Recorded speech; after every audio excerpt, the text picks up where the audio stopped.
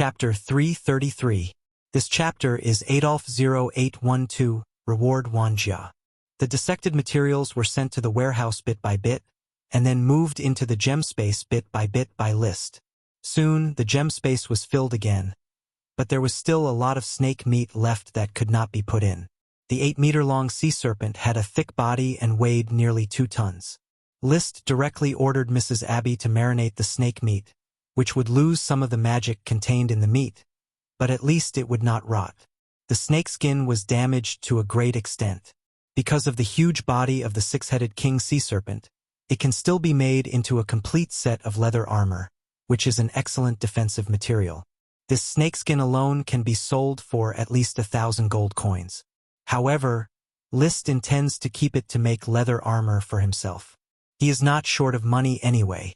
In addition to snake blood, snake skin, and snake meat, there is also snake gallbladder, snake oil, snake viscera, snake tongue, snake bones, snake teeth, and snake venom. Basically, there is nothing that is not needed.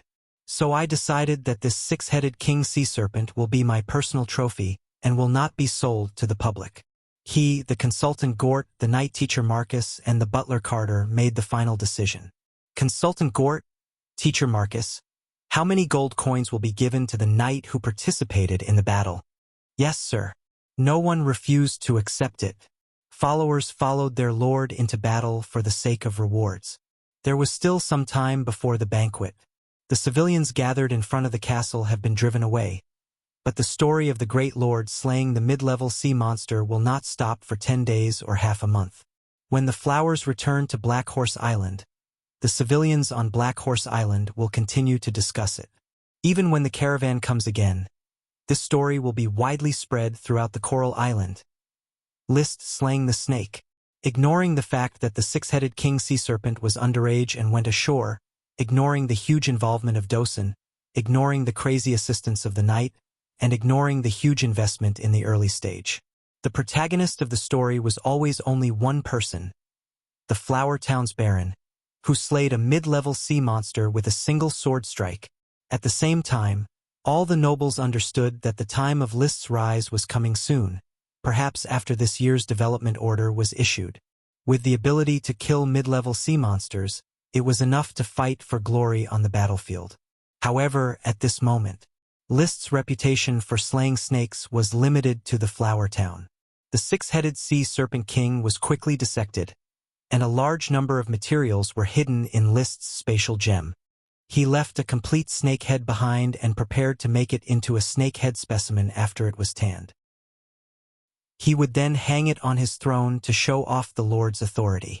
It was just like how the Count had a seat covered with the hide of the colossal bear from World of Warcraft. Hunting mid-level World of Warcraft and mid-level sea monsters was enough to be praised for a lifetime. In addition, he also took out some snake meat roasted by the magic fire dragon for tonight's snake meat dinner.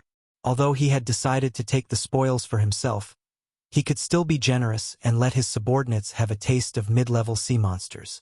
As for the snake meat, it was injected with a lot of bee venom, which was not a problem. Chefs were very proficient in removing the poison, as many World of Warcraft meat were poisonous. The snake blood fruit potted plants watered with snake blood had been moved to the castle's flower garden. They were waiting to give birth to a sprite worm. Sir Baron, I'm going back. Paris stretched her waist. Her beautiful figure was very pleasing to the eye. After messing around for a day, I didn't expect that hunting mid-level sea monsters would be so easy. Your powerful but very rare bottles are too powerful. The 6-headed sea serpent king can't resist them. That was the magic power of a dragon, which mid-level sea monsters certainly couldn't resist. List smiled slightly. Don't forget to come to the dinner to eat snake meat. I definitely won't miss such a good thing. Paris nodded, turned around and left. Withdrawing his appreciative gaze, List returned to the castle's 2nd floor, took a bath, cleaned up the smell of sweat and blood, and took a look at the smoke mission reward. Mission completed. Reward: unknown number of snake blood fruit sprite worms. Ha! List was surprised. It's still an unknown number of sprite worms, but it's clear that they are snake blood fruit sprite worms. Could it be that even the smoke mission can't determine how many snake blood fruit sprite worms I will cultivate? Or, Does this mean that I might not be able to cultivate a single sprite worm? He quickly figured out the factors. The choice of fate is probably in my hands. If I stop cultivating, I won't be able to breed a single sprite worm, but if I continue cultivating, I might be able to breed more sprite worms? But after thinking about it again, he became confused. The previous mission reward was how to deliver the snake blood fruit sprite worms to me. If I don't water the snake blood fruit with snake blood, it will be impossible to breed sprite worms. It is even more impossible for the smoke mission to fabricate sprite worms out of thin air. What kind of logic is this? The smoke mission would not fabricate a reward out of thin air. This was for sure. It only used the power of fate to stir the various threads of cause and effect, determining the random outcome as inevitable. Could it be that the smoke mission actually involves my thoughts in fate? List pondered again. This logic was correct. After all, he speculated that the smoke mission itself was a form of the power of fate radiating through his mind. However, he felt that this explanation was a bit far-fetched. After thinking it over, he could not find a better explanation. List could only give up and focus on the new mission. Mission: the crazy cutting of rubber has caused major damage to the rubber forest. It will take time to restore the vitality. However, the rubber tree sprite worm triplets have a different opinion. Please find out their special ability. Reward: 1 sprite worm. It was another mission about the rubber tree sprite worm triplets. Is this a chain mission? Doubts flashed through List's mind. He looked at the content of the reward, which was astonishingly another sprite worm. Is it spring? The beginning of the sprite worm harvest season? Can I crazily breed new sprite worms through the smoke mission? I don't know which sprite worm it will be this time. Could it be a new rubber tree sprite worm? The rubber tree mission rewarded the rubber tree sprite worm. Very clear logic. He even thought that maybe the triplets could mate with each other and breed new rubber worms, which was their special ability. The possibility was relatively small, but what if it was true? After taking a bath, wiping himself clean and putting on new clothes, List was still thinking about the special ability of the rubber worm triplets. If I'm not mistaken, when saving the rubber forest, the triplets will show their special ability. I should go to Black Horse Island as soon as possible, collect the magic fire dragon, and restore the operation of the brickyard. He grabbed his hair and fixed his hairstyle. He went straight to the worm room. After Ichi was sent back, he hadn't had time to see her, or he hadn't figured out how to face her. Murumita had been hunted, and the sea was no longer dangerous for the siren Ichi. What reason could he have to keep her in the Shellwood building, confined to this small room, which was almost equivalent to a secret chamber? Of course, Ichi could be regarded as the most beautiful thing in his private collection. Chapter 334. This chapter is Yang Yunfei 10,000 Rewards. The siren Ichi sat in the rocking chair, her graceful body swaying gently with the rocking chair. The round part covered by the water ribbon also gently changed shape, shaking up, then down, and then trembling twice. Hearing the sound of the door opening, she did not move, but glanced through the curtain. She did not have much awareness of protecting herself, because List stipulated that servants could only go in to clean at fixed times. The only one who could come in freely at other times was List. Brother. When Ichi saw him, she immediately smiled. Her eyes curved into beautiful crescent moons, put down the magic book in her hand, and stood up. Below her ankles was still seawater, gently holding her up. Her height of about 1.55 meters made her look especially petite. She had fair and tender skin, a pair of straight and slender legs, and a head of silky blue hair. No matter how many times List has seen such a masterpiece, he can't help but be in a trance. Ichi, are you still reading? List came over and habitually rubbed her hair. The thorn sprite, Ella, who was taking a bath in the shell, snatched a line. Wow! It was a greeting, but List ignored it. Ichi is studying my Lisai Truth's research notes and studying the magic water wheel wall. I feel that I have understood it thoroughly and should be able to learn it soon. Ichi said happily. By the way, brother, Ichi saw you dissecting Talamita. Hee hee. Now Ichi is no longer afraid. Now Chi has learned 3 water magic: water arrow, and water bullet, and is about to learn the water wheel wall. From the beginning of her contact with magic to the present, it has been less than 3 months. This talent is almost unmatched in List's knowledge. Many magic apprentices may not be able to release the most basic magic in 2 or 3 years, let alone become a magician. According to Elk Sun, magic apprentices are generally chosen by young people between the ages of 10 and 15. Those who were able to become magicians before the age of 20 were all geniuses. Relying on their insight and understanding of magic, they had the opportunity to break through to the Archmage realm. Becoming a mage after the age of 20 meant that one did not have a strong affinity for magic or a weak understanding of magic. It was possible that one would be stuck at the mage level for the rest of their lives. Elk Sun, Glanny, and several other mages on Coral Island became mages after the age of 20. Of course, human mages could study any type of magic. In this regard, they were still fundamentally different from a Chi, who was only compatible with water magic. Perhaps his training speed was not as fast as a Chi who specialized in one element, but in a battle of the same level, a Chi would definitely not be able to defeat a human magician. In any case, as long as it was in the sea, Aki's specialization in water magic would not be a disadvantage. List sat on the stool and said in a relaxed tone, "Since I promised you that I would kill Tulamita, I will definitely do it." Chi looked at him with admiration. "Yes, Big Brother is so amazing." List smiled calmly. "Just so." After chatting for a while, getting to the point, List didn't want to speak anymore, but decided to ask, "Chi, Tulamita has been hunted, and the sea is safe for you again. So, do you want to go back to the sea to live?" She thought that Chi would be happy to return to the sea. She pursed her lips and looked aggrieved. "Brother, are you going to drive Chi away?" "How could I? You are my sister, you know? You are my family. Chi is so cute. How could I be willing to drive you away?" List held her soft, boneless hand. "I'm just worried that you will be bored in the castle. You don't have feet now and can't live like a normal human being." Chi looked down at the water below her ankles. "Chi will soon have feet. When you have feet, you will be able to live like a human being. At that time, living in the castle will not reveal your identity as a siren. You are the spirit of the sea, the brightest pearl in my mind. Human beings are the most complicated animals, and there are always people who will treat beautiful things cruelly. Well, Chi knows. It is written in many books that bad people harm elves, and there are also books that write sirens as bad people." Chi nodded. "So before you reach adulthood, you must protect yourself and don't let others discover your identity as a siren. In the castle, I can protect you, and I will protect you until the end of your life, but I respect your idea more. Do you want to live in the castle or in the sea?" Chi thought carefully and suddenly asked, "Brother, after Chi has feet, can I still go back to the castle and live with you?" "Of course you can.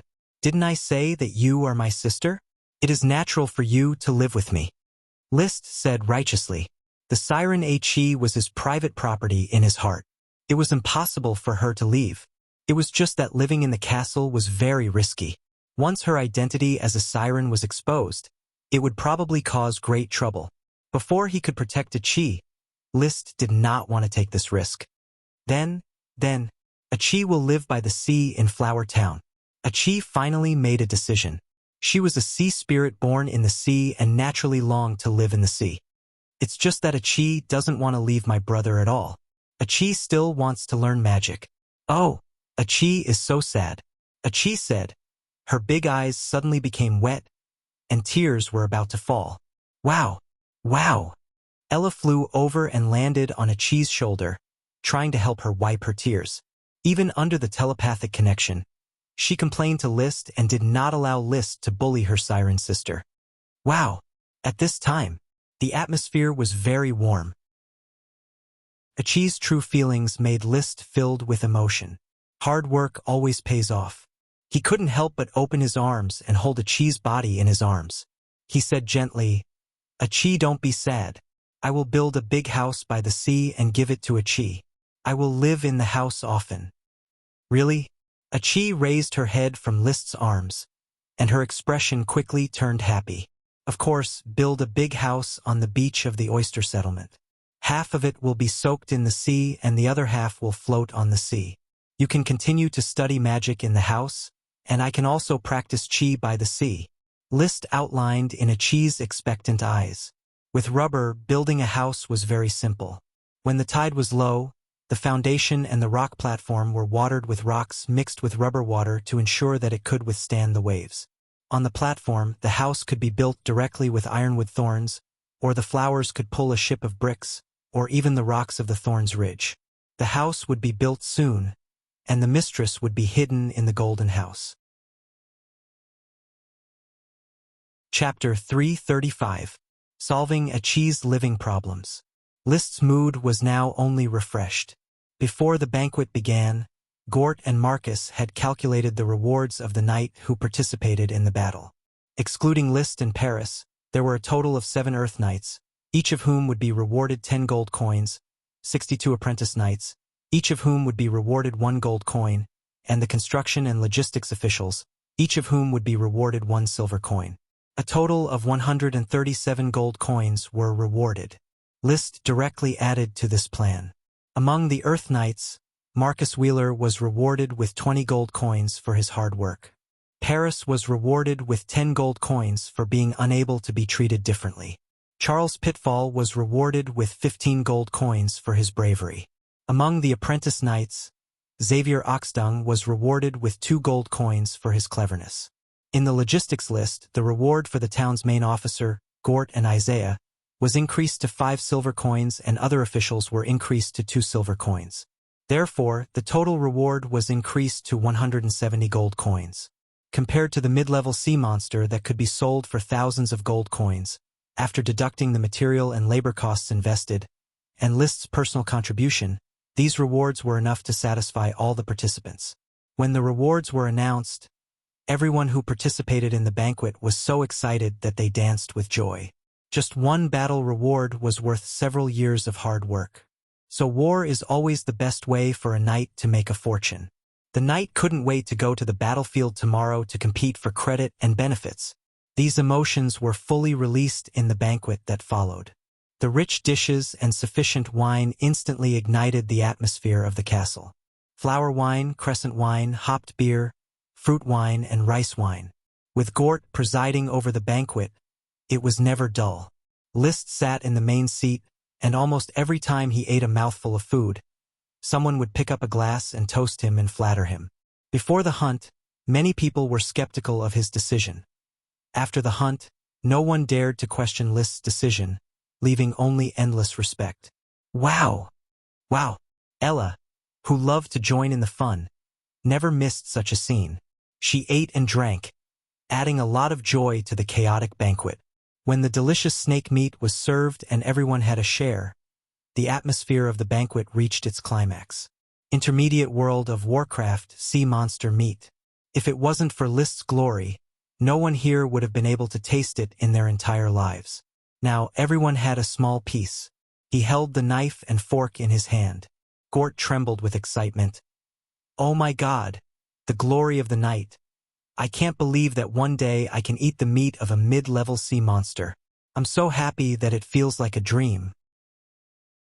Isaiah restrained his excitement and said in a pious tone, If I follow Sir Lord, my dream will come true and I will be able to eat the meat of a mid-level sea monster.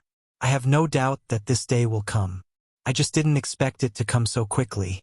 Coming to the Flower Town was the best decision I've made in my life. This is just the beginning. Marcus cut a small piece of snake meat and put it in his mouth, chewing it carefully as if it was dragon meat. Following in the footsteps of Sir, countless glories are waving at us. Oh, it's so delicious. There has never been a food that makes me want to cry. Charles, who had just joined the Flower Town for less than 2 days, took several deep breaths before he began to eat. All the imagined beginnings are not as good as the present one. Looking at the followers, they expressed their feelings while eating, as if they were holding a ceremony. List only felt a little funny. There was still more than a ton of 6-headed king sea snake meat in his gem space, enough for him to eat for half a year. However, when the snake meat entered his mouth, The taste was beyond imagination. It was a bit like a lamprey, chewy, without a trace of fishy smell, only delicious. Compared with the land snakes that List had eaten before, the meat was more tender and smooth. Moreover, land snakes were small snakes with many thorns and little meat. The six-headed king sea snake's thorns were very thick and easy to remove, and the mouth was a delicate piece of meat. It was particularly convenient to eat. Even if they were reluctant to eat it, the crowd quickly wiped out the snake meat, and they could not wait to lick the plate, not wasting any nutrition. After eating the snake meat, there was another wave of flattery. The glory of the night will always bless Flower Town. The glory of the night will always bless Sir Lord. At this dinner, almost everyone was drunk, and the drunkards were sent back to their homes late at night. Even List himself was so drunk that he didn't even remember the habit of bathing every day. He fell asleep on the bed. Strong physique and abundant chi. One night was enough to sober up and adjust the body to its best state. There were many things to do in the new day. The first was to collect the magic of the fire dragon. In one night, the river where enough rubber had been dumped had been completely solidified and messed up. Seeing this, List was a little distressed. I shouldn't have used rubber long ago. Not only did it not trap Ulumida, but it also damaged the vitality of the rubber tree. Now it's distressing to collect a little rubber and build a big house for a chi. The ground had hardened and was about to be baked into stone by the magic of the fire dragon.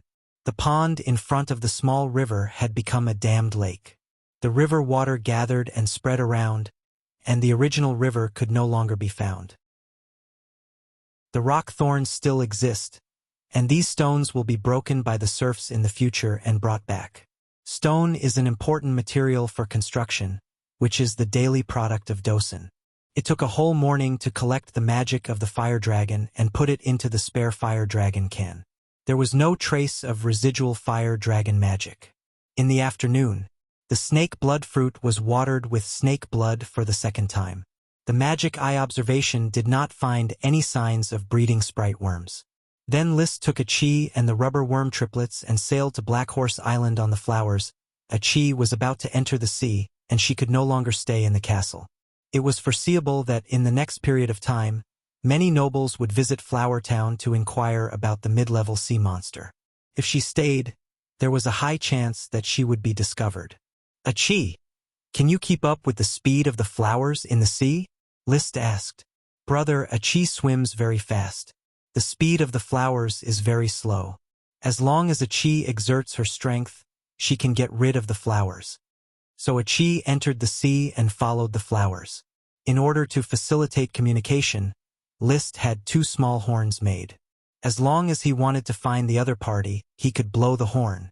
As the flowers sailed in the sea, List leaned on the side of the ship and looked at the sea. From time to time, he could see a chi's shell moving rapidly under the sea. It was like a white submarine. Occasionally, it would emerge a little out of the water, and even when he heard a chi blowing the horn in the shell, he would also blow the horn in response. With a relaxed and happy mood, he arrived at Black Horse Island at night. Chapter 336. Overnight, the fire dragon magic was distributed to the kiln of the brick factory. There were a total of 6 kilns in the brick factory, all of which were ignited. In total, only 2 fire dragon jars of fire dragon magic were used. Basically, traditional bricks were no longer fired because there were many basalt pillars on the island. They were dug from the ground to a depth of 1 or 2 meters, all of which were hard stones. There was no shortage of stone. Moreover, the first choice for building a house was wood, which saved a lot of time. Currently, the 6 working kilns were mainly used to experiment with new clay building materials. They had already selected some clever brick-firing workers to study stone slabs, culvert pipes, tiles, and other materials, striving to find the most suitable clay to fire qualified materials. Slate can be used to pave the road. List has long been dissatisfied with the gravel roads of Flower Town. Smooth slate roads are the standard of the aristocracy. Culverts can be used for drainage of sewers as well as to repair bridges and build running water. It is not needed for the time being, but when he builds the new castle, he will definitely need a complete sewer system. Tiles are used to lay the roof of tiled houses. The roof of a traditional wooden house is made of thatch, straw, and thorns. Once it rains heavily, the room will leak. With tiles laid, the possibility of leakage is greatly reduced, and the thatch will not be blown away on a windy day. The second job of the kiln is to burn charcoal. Charcoal is a fuel used in large quantities by the aristocracy. With these fire dragon kilns, the wood can be neatly stacked, and it only takes a moment to burn the impurities in the wood, and then quickly cool it with water, leaving charcoal. Every time the flour returns to Flour Town, it can bring back a ship of charcoal. Charcoal burned with fire dragon magic. The material is uniform, environmentally friendly, smokeless, and burns fully. It is the best of the best. The Flour Caravan and the Thorns Caravan have begun to sell these charcoal in small quantities. After a short period of time, the workers will be skilled in charcoal firing and can add another specialty. Finally, List is also preparing a calcination technology experimental development group, ready to use the Fire Dragon Kiln to explore calcination technology. Bricks are calcined, pottery is calcined, porcelain is calcined, glass is calcined, cement is calcined, lime is calcined. Although List has only mastered how to calcine bricks, but pottery, porcelain, glass, cement, lime will be studied one by one in the future. In short, the brick factory was just a sign. The real meaning was Calcination Research Center. The next morning, List picked up the horn, mounted Dosen, and went straight to the rocky beach under the lighthouse. Then he blew the horn. Not long after, a large white shell appeared on the surface of the sea, followed by the sound of a small horn. After the greetings, List then began a new day of work. He took the triplets to the oak forest. He was preparing to study the special ability of the triplets and restore the vitality of the damaged rubber tree. The worm stalk was already in good condition, and all the cuts it had received had healed. He placed the triplets on a rubber tree that had been cut a few times. Through a telepathic contract, the triplets repaired the rubber tree. "Come on, you three little fellows. Try to repair the rubber trees and restore their vitality." Casting magic eyes, he carefully observed their actions. The three rubber worms lined up and began to move on the trunk of the rubber tree. Then 2 rubber trees, one on the left and one on the right, climbed to the other sides of the trunk. "Hey! These 3 little fellows actually separated without any external force?" List expressed his surprise. Unless someone caught them and separated them, as long as they were placed on the ground, they would crawl together and then line up to act in unison. There had never been any active separation. However, before List could finish his surprise, the rubber worms, which had formed a triangle formation on the 3 sides of the trunk, suddenly trembled with magic power. A circle of shock waves centered on them spread in all directions. In the vision of the magic eyes, the shock waves began to spread in circles in the form of magic ripples. When they encountered a rubber tree, they would also ignite the rubber tree's magic power, outlining the rubber tree's appearance. Then, with the rubber tree as the center, a new magic ripple was emitted. The ripples spread further and further, and soon, the entire rubber forest was filled with ripples of magic power. The strong visual impact made List dumbfounded. He never knew that magic could be used like this. When he withdrew his gaze from the gradually dissipating magic ripples, the damaged parts of the rubber tree in front of him had quickly healed under the stimulation of magic power. Within a few minutes, the magic ripples gradually faded, and all the damaged rubber trees returned to normal. There was no sign of being cut at all. Incredible! List checked the rubber trees one by one and found that every rubber tree was intact. This is like cheating. Suddenly, through the telepathic connection, he transmitted the exhaustion of the 3 rubber worms. After releasing such a miracle, they seemed very tired. He hurriedly asked his valet to bring a jade box, put the triplets into the jade box, and sprinkled enough jade powder on them to let them have a good nourishment. Now, these 3 rubber worms had become List's favorite. He originally thought that it was too wasteful to have only 1 worm stalk for 3 rubber worms. Only now did he realize that the elves were magical creatures that couldn't be speculated with common sense. They were always able to amaze people. After putting away the sprite worm, List suddenly thought, I wonder if the rubber trees outside the rubber garden have also been restored? So he rode Dosen to the pasture, changed to the king of the black blood horses, and began to inspect the rubber trees on the island one by one. The young rubber trees were transplanted to the rubber garden, and the big rubber trees could not be transplanted, so they could only grow in the wild. However, he felt a little regretful. On the first rubber tree in the wild, the cut was very clear. It had not been treated by the rubber worm triplets. It meant that the special magic released by the rubber worm triplets only worked on the rubber trees within the range of influence. Or rather, the magic waves could be overlapped to produce a healing effect.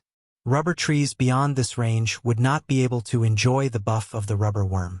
Fend for themselves. If that's the case, does every rubber tree in the wild have to use the tripartite power? He called the ability of the triplets the tripartite power. If that was the case, the triplets would be exhausted to death. However, the smoke mission seemed to only require him to find out the special ability of the triplets and did not require him to repair the rubber trees. Therefore, List directly summoned the smoke mission. The lingering smoke formed a serpentine. Mission completed. Reward: an apple tree sprite worm. Sure enough, the mission was completed after finding out the tripartite power of the triplets. Moreover, the reward was an apple tree sprite worm. The first thing that came to List's mind was the apple tree not far from the castle gate. Chapter 337. The birth of the apple tree sprite worm made List think of too many stories at once. It won't take long for this to become a topic of conversation among aristocrats in Flower Town and even Coral Island after Blizzard Beast's Trembling Woods, the Thorn Sprite, and the six-headed King Sea Serpent. Even after countless years, the world will change. Archaeologists will dig out a piece of wood from the ground and solemnly tell the young people, "This is the branch of the apple tree that changed the world. The Holy Dragon Knight, the Lord of the Dragon Domain, the Emperor of Thorns, the King of Sirens, the Master of Rubber, the Dog Tamer, the apple tree planted by List Tulip himself. He and his followers sit under the tree and dominate the world." In the curious eyes of the young people, the archaeologist held an ancient book, Dragon War in the Wild, and sang like a bard. Thorn Emperor, List. Ordered by the heavens, live forever. The above was purely a fantasy of List's imagination. In fact, after the new mission was issued, he forgot these fantasies, opened his mouth, and was shocked speechless. Happiness came too suddenly. Mission. With the gradual increase in business between Black Horse Island and Flower Town, it is difficult for a flower to cope with the busy transportation. As the Lord, it is necessary to solve the problem.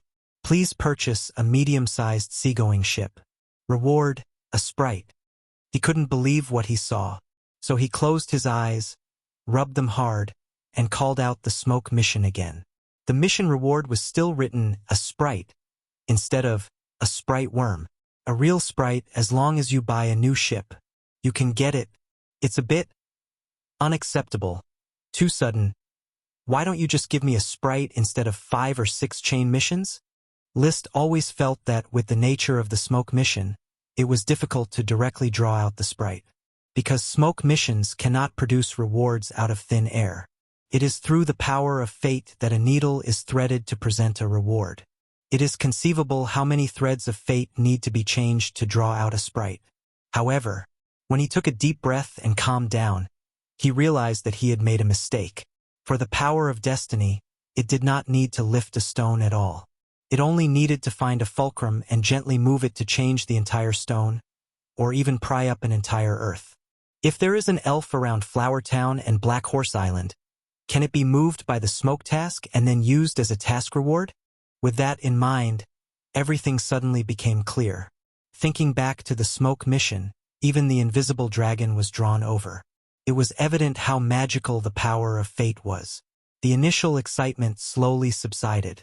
List steadied his emotions, turned his horse around, and headed straight for Port Town. He didn't want to stay on Black Horse Island for a moment longer. He just wanted to return to Flower Town and buy a new boat with the help of Tulip Castle. Teacher Marcus, I will leave the affairs of Black Horse Island to you. The rubber trees in the rubber garden have been restored and rubber can be collected again. You should organize serfs to collect a batch as soon as possible. I need to build a house in Flower Town. Yes, my lord. There was nothing else to explain. Seeing that it was still early, he directly ordered Captain Costo to go out to sea again and return to Flower Town. A small horn sounded. Soon, a horn sounded in response. Liszt sat on the bow of the ship and saw a white shadow emerging under the sea. It was a chi following him. He leaned on Dosun's back, and his thoughts were like a wild horse out of control, galloping to his heart's content. I don't know what kind of elf it is. It should be a wild elf. I didn't find any signs of my sprite worms evolving. Of his 12 sprite worms, 8 were bred in the past year and did not have much time to develop, so there were fewer signs of breakthrough. Liszt took them to assimilate a batch of crops and collect pheromones, but it took time to grow. The other 4 sprite worms, corn worm, wheat worm, tulip worm, and alfalfa worm, were all given to him by the count. There was also a thorn worm which had evolved into a sprite, Ella. Corn worm, wheat worm, alfalfa worm, and tulip worm, there should be no possibility of evolution. They are not very good quality sprite worms. Therefore, the new sprite was very likely to be wild. Since it was wild, it was hard to guarantee its species. It was very likely that it was a useless little sprite. That was because most of the plants in the wild were plants that were difficult to develop. The truly valuable ones had long been tamed by humans and cultivated on a large scale. Of course, no matter what kind of useless sprite it was, even if it was just a weed sprite, for Liszt, weeds could at least be used for greening. His thoughts flew. He still couldn't guess the sprite's breed and how it was obtained. He withdrew his thoughts and began to think about the special ability of the rubber worm triplets discovered today, the power of 3 phases. This could definitely be called a kind of magic. According to the different properties, humans categorized magic power into 8 types: water, fire, earth, wind, lightning, ice, and darkness. However, it was clear that magic power did not only consist of these 8 types. Most of them were chaos attributes, which were attributes that did not manifest as any other attributes. Liszt had read night novels and magic books that referred to the magic power of the sprites as natural magic power. Or it could also be called wood magic power, because it could control plants. Ella's method of sowing thorn seeds could be regarded as a kind of wood magic. Therefore, the power of 3 phases of the rubber worm triplets should also be regarded as wood magic. In fact, there were some people who regarded the magic power of dragons as a new kind of magic power, metal magic power. Needless to say, metal dragons could produce metal at any time. Of course, it could be called metal magic power. Although gem dragons did not produce metal but gems, their production method was the same as metal dragons. Therefore, it was also called metal magic power by a few humans. Although the magic power of elemental dragons had the attributes of water, fire, earth, and wind, its ability to infect the surroundings was obviously different from that of ordinary magic power. Could barely be called metal magic power. According to this view, the sacred dragon also had metal magic power. The wood attribute represents nature, and the metal attribute represents infection and creation. I always feel that this division is very far-fetched. It is as if different kinds of people have to be divided into 4 categories: tall, short, fat, and thin. Liszt shook his head. He did not support this division. The fire dragon should be of the fire attribute. Why should it be classified as a metal attribute?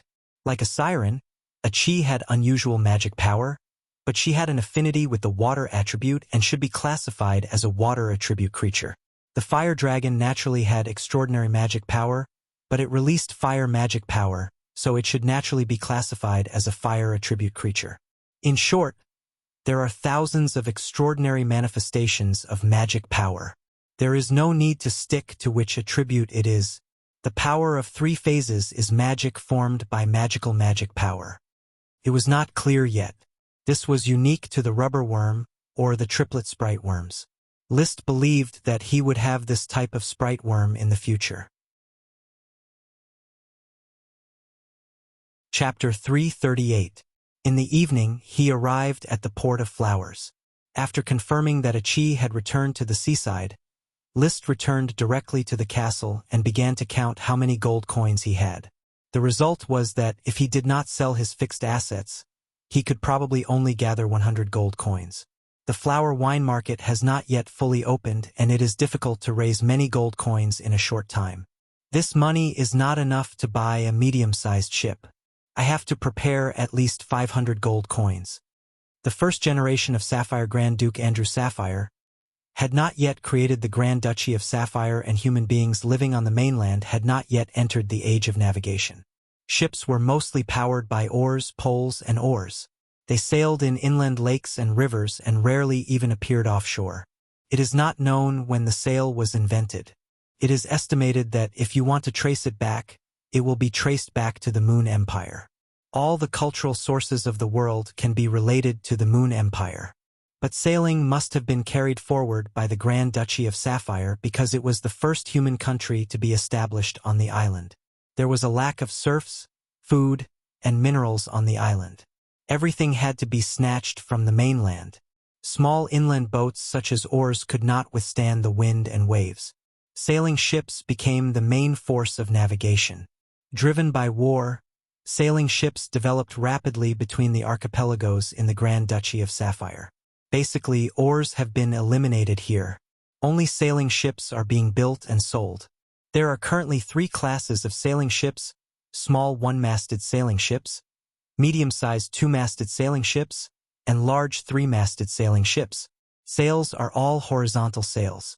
Of course, in the era before longitudinal sails were invented, they were all uniformly called sails. Only Liszt would distinguish them by horizontal sails. The sail of a one-masted sailing ship, more accurately known as a square sail, is a bit similar to the kind of sailing ship used by the Vikings, with a huge square sail hanging on it.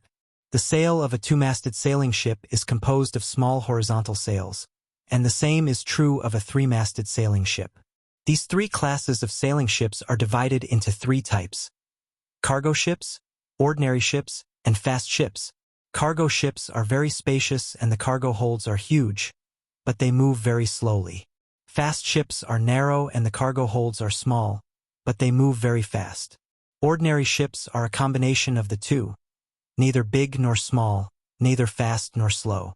The Flower is an ordinary 2-masted sailing ship. It is distinguished according to the cost of a popular ship. An ordinary sailing ship is between 50 and 200 gold coins. A cargo ship is between 100 and 300 gold coins. A fast sailing ship is between 200 and 400 gold coins. An ordinary brig was worth between 500 and 1,000 gold coins, while the Flower was worth at least 500 gold coins. The brig was worth between 800 and 1,200 gold coins, while the brig was worth between 1,000 and 1,500 gold coins. A 3-masted sailing ship is between 2,000 and 3,000 gold coins. A 3-masted sailing ship is between 2,500 and 3,000 gold coins. A 3-masted sailing ship is between 2,500 and 4,000 gold coins. A fast sailing ship is between 5,000 and 6,000 gold coins. At present, only the Sapphire clan could manufacture fast 3-masted sailboats, and they were not sold to the public for use as warships. March of Mare March. Marrying. March of the Maris Marquis. Of Marcus. Marcus. Of the Marquis. Marcus Marcus. Marcus. Marcus a Mars. Of Marcus Price. The Marcus Marcus the Marcus. The Mingsi. A Marcus. Marwas. Furthermore, it was just a temporary shortage of funds. Flower Brew can still earn back a few hundred gold coins a month. Simply use the income of Flower Brew to advance the income of the next few weeks from Tulip Castle in advance. Thinking of this, he immediately wrote to Levis and asked Gort to take the letter to Tulip Castle. Consultant Gort, I hope you can follow the caravan and choose a suitable ordinary 2-masted sailing ship. The price is not too high. We only sail between Black Horse Island and Flower Town. Sir, are you going to ask the shipyard to build a new ship? Or are you going to buy a medium-sized sailboat? Gort took the letter and asked. Of course it's. Liszt wanted to say of course it was to buy a new ship. But he suddenly remembered that the Smoke Mission only asked him to buy another medium-sized seagoing ship. It neither required a newly built seagoing ship, nor did it require it to be a cargo ship or an ordinary ship. In that case, why not buy an old ship? The flower was an old ship that had been mended, but it ran smoothly on the sea without any problems. Especially recently, the gaps in the ship's deck have been watered with rubber water, making the flower stronger and more stable. There was no sign of leakage, and it could sail for at least another 10 years. Buy an old ship, sew it up and put some rubber water on it, and it can be used as a new ship. So he temporarily changed his mind. Then buy an old ship and keep the price within 500 gold coins. Gort smiled and said, "Sir, coincidentally, I recently heard news that the caravan of Tulip Castle is going to replace a new batch of ships, which is related to Flower Town's specialty flower brew. Mr. Frank told me that Sir Levis is going to set up a special wine fleet and buy fast-sailing ships to replace several cargo ships. Liquor is expensive, and using fast-sailing ships can reduce sailing time and transport risks. Is that so? If that's the case, then choose a relatively better cargo ship from this batch and buy it." "As you wish, sir." Gort went to buy a ship. It will take a few days, and these days the castle is going to tear down the Shellwood building and repair it back to its original appearance. As for List, he rarely stays in the castle because the news of the six-headed king sea snake has spread and the nobles of North Valley City have come to visit. He is very impatient to receive these nobles. They have nothing in common to talk about except eating and drinking, so he gave all the reception tasks to Zambrata. Apart from Gort, Zambrata is the only one with good diplomatic skills in Flower Town. As a noble who has been deprived of his title, he is not good at practical work, but he is very skilled at practical work. He also has an important task, which is to reject all requests to buy mid-level sea monster materials. All the materials of the six-headed king sea snake are not for sale. List, who is not bothered by the paperwork, is building a seaside villa with a peace of mind. After the ebb of the tide, a pit of 500 square meters was dug on the beach, filled with a lot of rocks and sand, and mixed with rubber water to stir. The sun shone. The solidification speed was very fast, and in a few hours a platform similar to a cement platform was built. The beach is soft and the foundation is not deep, but the platform is large enough and strong enough, so it is still very stable and is not affected by the scouring of the sea after the high tide. On the platform, a stone house continues to be built. This stone house will be submerged by the sea at high tide, allowing a chi to enter and exit freely. A wooden house continues to be built on the upper level of the stone house for List to live in. A chi can also read books and study magic along the steps, taking potions, practicing chi, listening to the sirens sing. Chapter 339. List was so intent on supervising the construction of the Seaview Villa that he even trained the dogs at the seaside. Only when his sister Lavera came, he received her and reluctantly cut off a small piece of snakeskin and sold it to her to make leather armor for 50 gold coins. It was equivalent to a half-sell price. After getting a piece of mid-level sea monster snakeskin to make leather armor, Lavera left happily. He continued to supervise the construction of the Seaview Villa, a two-story structure. Stone houses, wooden houses were built very quickly. It has to be said that the effect of rubber was too powerful. Jormea Rammed Earth, who was promoted to the only architect of Black Horse Island, tried his best to complete List's ideas. List was not an architect, so he did not consider any mechanical structure at all. Jormea needed to carefully consider whether the layout of each wall could withstand the weight of the top floor, but fortunately, it was only a two-story villa. There was also an elevated boardwalk, which ran from the Seaview Villa to a place where the high tide could not submerge. All of them were ironwood thorns, which were not afraid of the erosion of blisters, and then glued with rubber water, hanging high on the beach, which could be described as a bridge hundreds of meters long. Looking at the Seaview house that was taking shape little by little, List could not help but think of a few words. Rich, capricious. Such a Seaview house consumed a huge amount of manpower and material resources that ordinary nobles could not afford. That is, List's own territory was rich in resources, rubber, ironwood, stone, sand, all of which could be said to be free. The serfs worked for only 1 or 2 copper coins a day. Moreover, it was luxurious to use rubber to build a house. Paving bridges, roads, and building houses should never be the main use of such items with strategic value. When the Sea View Villa was completely built, it was already the middle of April. The magic in the bodies of the 8 little ones was getting more and more abundant, and they could release magic at any time. This time, with the presence of their father, Dosun, as a demonstration, there was no need for List to guide them to release magic. However, they still had to be trained strictly when it came to releasing magic. Storm, flame, rock, waves, thunder, light, ice, shadow line up. List stood on the beach and carried out today's blizzard beast formation training. The 8 little ones stood in a row, one by one, staring at List. List was very satisfied with the speed at which they lined up. They could already line up one by one in a very short period of time. Everyone, sit down. The 8 little ones immediately sat down and stuck out their tongues, waiting for the next order. Starting from the storm, count off. Woof, woof, woof, ah, woof, woof, woof, woof. 7 blizzard beasts made an accurate woof, but one of them made a meaningless wolf cry, which made List very angry. Waves, come out. Bo Tao's ears drooped as he walked out. List ordered again with a cold face, stand aside. Bo Tao did not dare to disobey, so he ran to the beach dejectedly and watched aggrievedly as List began to give the other 7 blizzard beasts a piece of jerky. His saliva flowed down, but he did not dare to have any protest because it would bring more serious punishment. Farther away, Dosun was lying on the sand in the sun, and Stupid Woman was snuggling next to him. Now that Stupid Woman has been completely tamed, she can occasionally be pulled out to let out some air, but she has missed the period of good training. Now, it could no longer receive orders, and could only reluctantly be pulled by others without hurting them. In other words, it was just a breeding tool for Trembling Woods. The big wolfhound in the kennel has been isolated from Dosun's reproduction.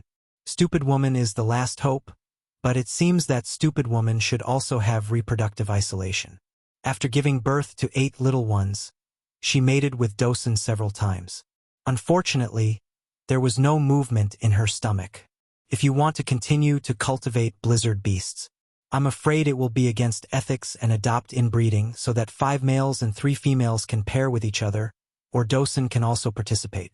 On Earth, many purebred dogs are bred by inbreeding, so that son to mother, daughter to father, brother to sister, sister to sister, or grandfather to granddaughter, to maintain the purity of the offspring breed.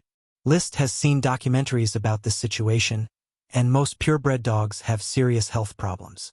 So from the beginning, List had no intention of inbreeding. The wolfhounds bred in the kennel are used to vent their animal desires. As for reproductive isolation, there may be a way to solve it in the future. 2 hours after training, he dismissed the 8 little ones. The servants behind him each led 2 blizzard beasts back to the castle and tied them back to the kennel. Stupid Woman was also led away. The dog prison has been demolished, and she has a separate new kennel. Only Dosun can stay and follow List. Obedience to instructions is deeply engraved in his mind. He never hurts people indiscriminately, so he is rarely chained. Along the elevated boardwalk, List went straight to the Seascape Villa. On the rocking chair in the wooden house on the 2nd floor, the Siren Achi was holding a magic book and reading it very intently. She raised her head when she heard the movement and smiled sweetly. "Brother, you are here. How have you been living in the sea these days?" "I'm not used to it. It's more comfortable to live in a house," Achi said seriously. "I used to hide in a shell alone in the sea. Now that I have a house, it's like I have a small world of my own." "Thank you, brother, for giving Achi a big house." Perhaps this is women, they have a natural preference for houses. It may also be the attraction of civilization.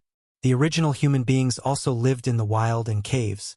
Until the development of civilization, no one wanted to go to the wild and live in caves. "Have you mastered the water-wheel wall?"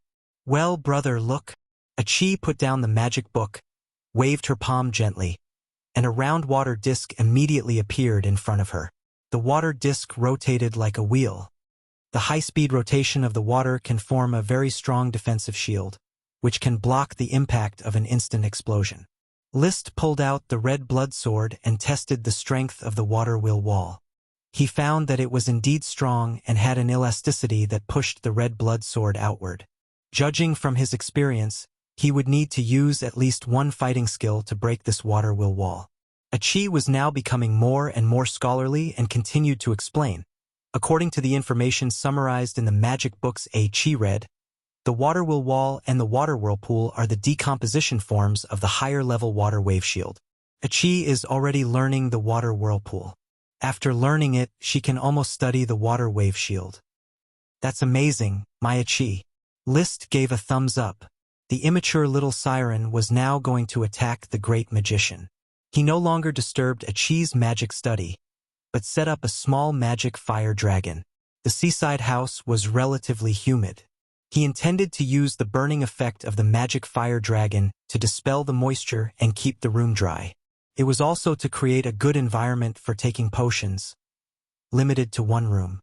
After all, the magic fire dragon was equivalent to a heater. It was going to be summer soon and people would die from the heat. After taking the potions, he recorded the data and felt refreshed.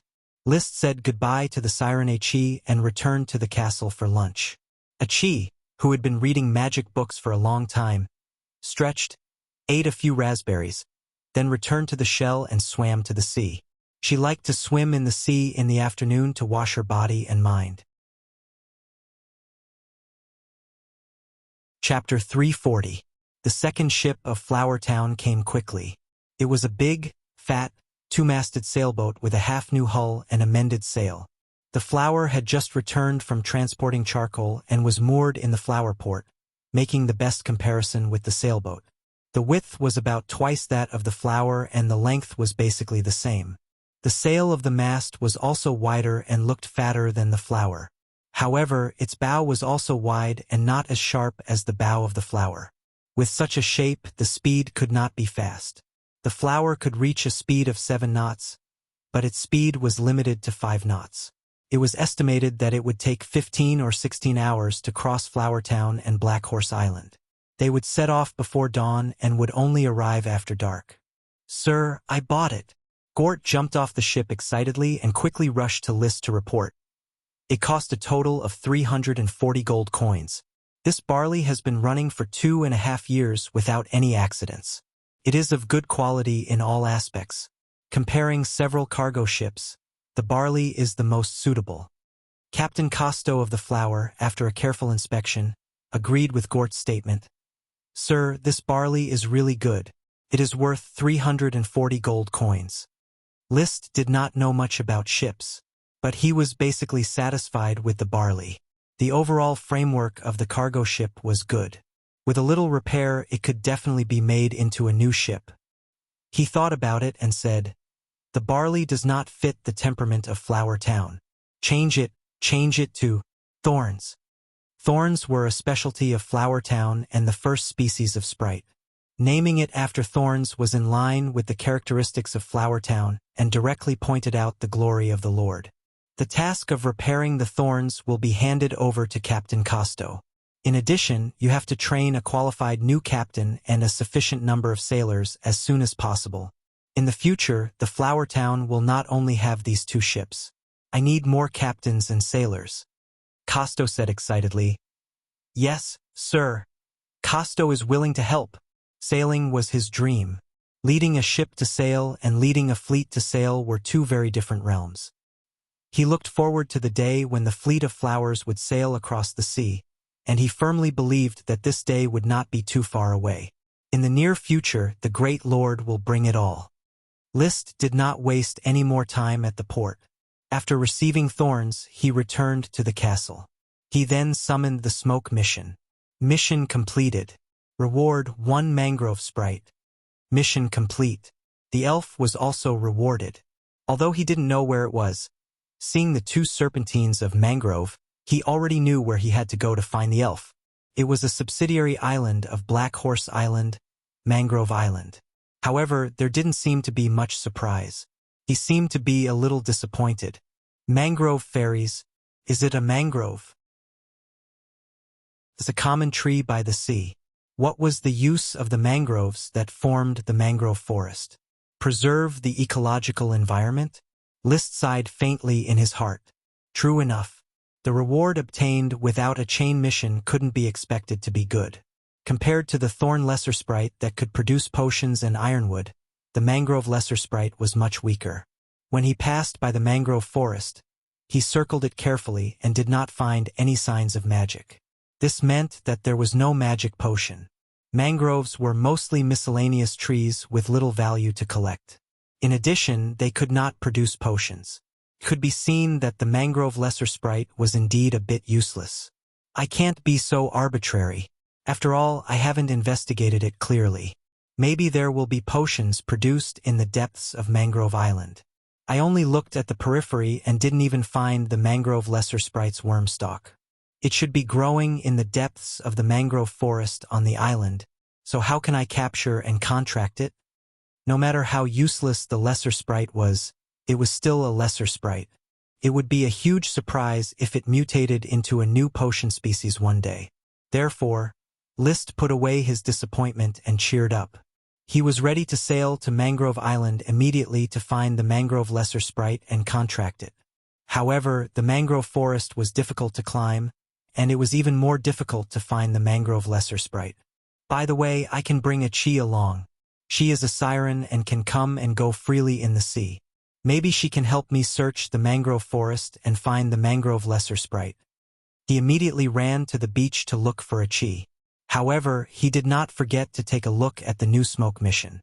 Mission: drinking delicious high-quality cows every day. Have you forgotten that the construction of the dairy farm and the cultivation of black blood horses require a lot of nutrients? Please continue to plant 500 mu of corn grass. Reward: for dragon-type cows.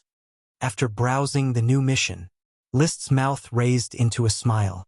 Sure enough, they are dragon-type cows, or rather, the cow's pregnant calves were infected by the invisible dragon and became dragon-type cows. 3 of the cows were pregnant when the invisible dragon invaded. So, one of them is pregnant with twins? Cows, similar to humans, generally only give birth to one calf at a time. Twins and triplets are rare phenomena. However, although these 4 calves are dragon-type cows, their mothers, Big Yellow, Big Flower, and Big Black, should also be partially infected. Otherwise, the quality of their milk would not be so good. The same is true for Little Flower and Little Black. Their milk is also of high quality. The original 9 cows on the dairy farm are probably infected. Milk Flower, Milk Yellow, and Milk Black are also about to mature and are ready to become pregnant and produce milk. When they are ready, he will know if they are infected and how their milk quality is. The male cow, Zhuang Zhuang, should also be infected, and the calves produced by its mating should improve their physique. In the foreseeable future, the flower farm will become a high-quality milk source, providing List with a steady stream of nutrients. I still need to plant another 500 mu of corn grass. I remember that all the wastelands in the barley settlement are full. The cornfield should be expanded to 100 mu and the corn grass to 280 mu. Then I will plant another 500 mu of corn grass in the Thorns Ridge. Unfortunately, I can't enjoy the blessing of the corn grass worm. While thinking, he had already arrived at the Seaview Villa. When he was about to take out the horn and call the siren a Chi, he suddenly found that a Chi was reading a book in the Seaview Villa. Without waiting for List to speak, a Chi jumped up in joy. "Brother, you are finally here. A Chi has been waiting for you for a long time." "Waiting for me for something?" List asked curiously. "Ah." A Chi nodded happily, then waved to her shell downstairs. "Little girl, come out." Little girl? Did he pick up another little siren? List froze for a moment. Then, he saw a little thing fly out of the shell of the stone house and fly up the stairs. It was a palm-sized fairy with a pair of translucent wings. The elf was a little afraid of List. She hid in a Chi's blue hair and buried herself. At this moment. Chapter 341. The light green mangrove elf was indeed picked up by a Chi on Mangrove Island. When a Chi was playing on Mangrove Island, she found this little girl. It was so small and cute, just like Ella, but it was very timid. I threw the fruit to it to eat, and it hesitated for a long time before picking it up. Then it gradually approached me and bit my finger. Achi described her experience with the mangrove elf in detail. At that time, Achi suddenly found herself establishing a contract with the little girl, and she could understand what it was thinking. Brother, is this a contract between humans and elves? So sirens can also contract with elves? You contracted it? List was surprised. This was the elf rewarded to him by the smoke mission, but it unexpectedly contracted with the siren Achi. Although Achi was also his personal possession, it was not a personal contract, which was a little uncomfortable. But soon he put away his selfishness, nodded, and said gently, basically, elves only contract with humans, but it doesn't mean that elves can't contract with other creatures. After all, this is not a magic contract invented by humans. So it is not surprising that sirens can contract elves. Is that so? Achi tilted her head. But I don't know how to take care of the elf. Brother, why don't Achi cancel the contract with the little girl and you contract it? Its wormstalk is a mangrove tree, right in the middle of Mangrove Island, and the surrounding trees bear many small fruits, which are delicious. List was tempted. List immediately rejected it. Since it took the initiative to contract with you, it is destined to be with you. I don't need to waste its contract times. Yours and mine are the same. Did you bring the fruit of the mangrove tree? I brought some. She waved her hand, and the seawater in the shell immediately held a handful of light yellow fruit and placed it in List's hand. The fruit had no magic power. It was just an ordinary fruit, crooked in shape, and the size was about the size of a thumbnail. List pinched one into his mouth and chewed it twice. It was a little sweet and sour, and it tasted delicious. It could probably be treated as a fruit. This may be the greatest value of the mangrove elf at present. He could only hope to encounter the magic medicine mangrove in the future, or mutate a more valuable species of mangrove. Achi, did you name it? List asked as he looked at the elf who had poked its head out of Achi's hair and was looking at him curiously. Unlike Ella's rough and careless image, it looked more delicate, and its color was crystal clear like jade.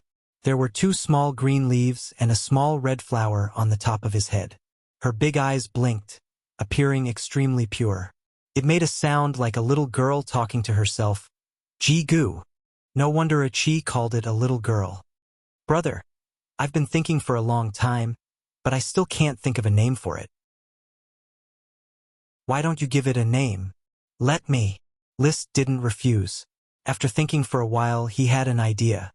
Let's call it Nami. Nami? Yes, this name represents the summoning of the tides. Nami? Well, let's call it Nami. It's a nice name. Achi pulled the mangrove elf out of her hair and placed her on her palm. Little girl, your name is Nami from now on. Do you understand? The little elf called out timidly, Ji-gu. She accepted her new name, Nami. Achi, since Nami is already your contracted elf, you should take good care of it. I will give you a jade box and some jade powder to feed it. Then every time you go to the mangrove forest, pay attention to the attributes of the mangrove worm fungus and figure out the role of those mangroves. The siren nodded. Achi understands. Nami will definitely help brother and play the role of an elf. She had read a lot of books and knew the value of elves to humans. Wait here for a while. I'll bring Ella over and let it meet Nami. Okay. After a while, the sound of horse hooves could be heard. List had brought Ella over. After seeing Achi, Ella was very happy and repeatedly cried, "Wow, wow." It hadn't seen the siren for several days.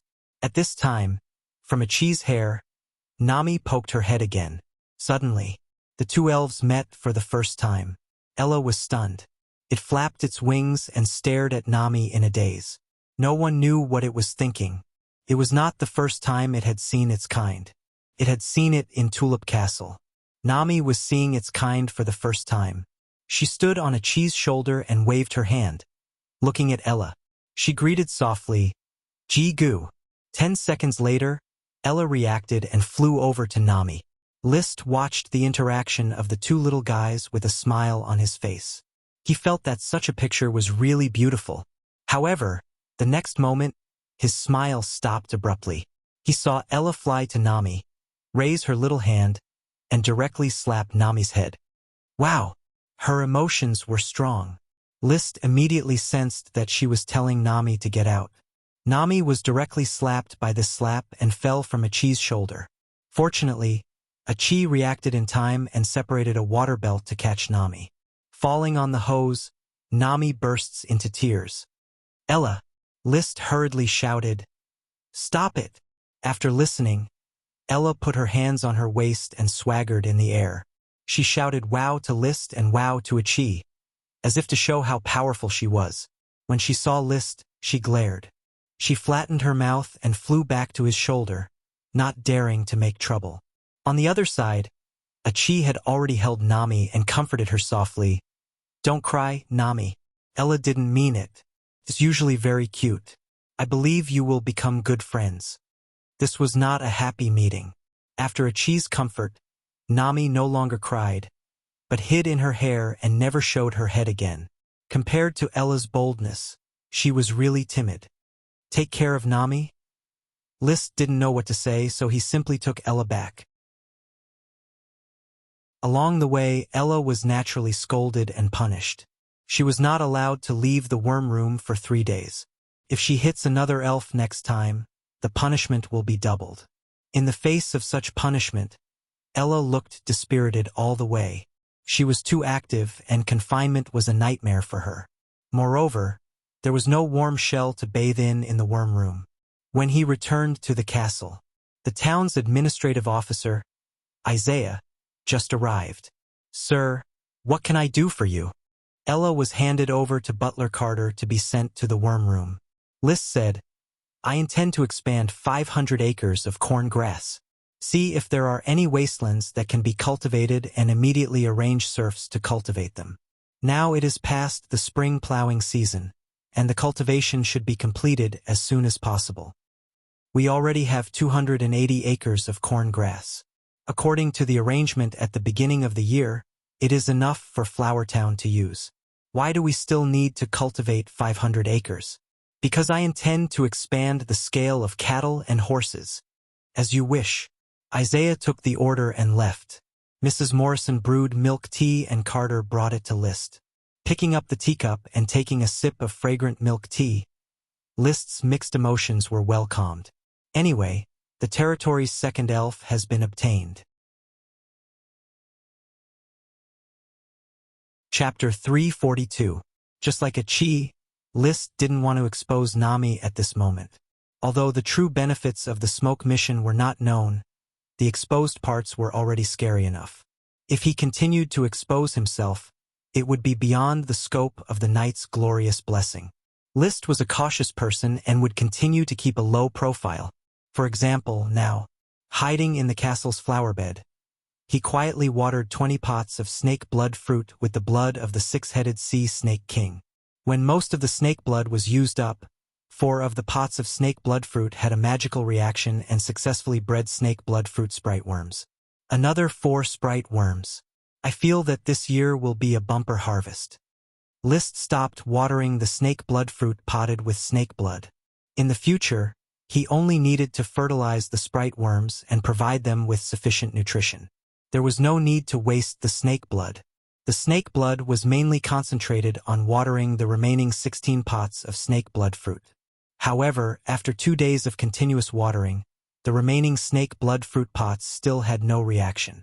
Another day of watering, and still no reaction.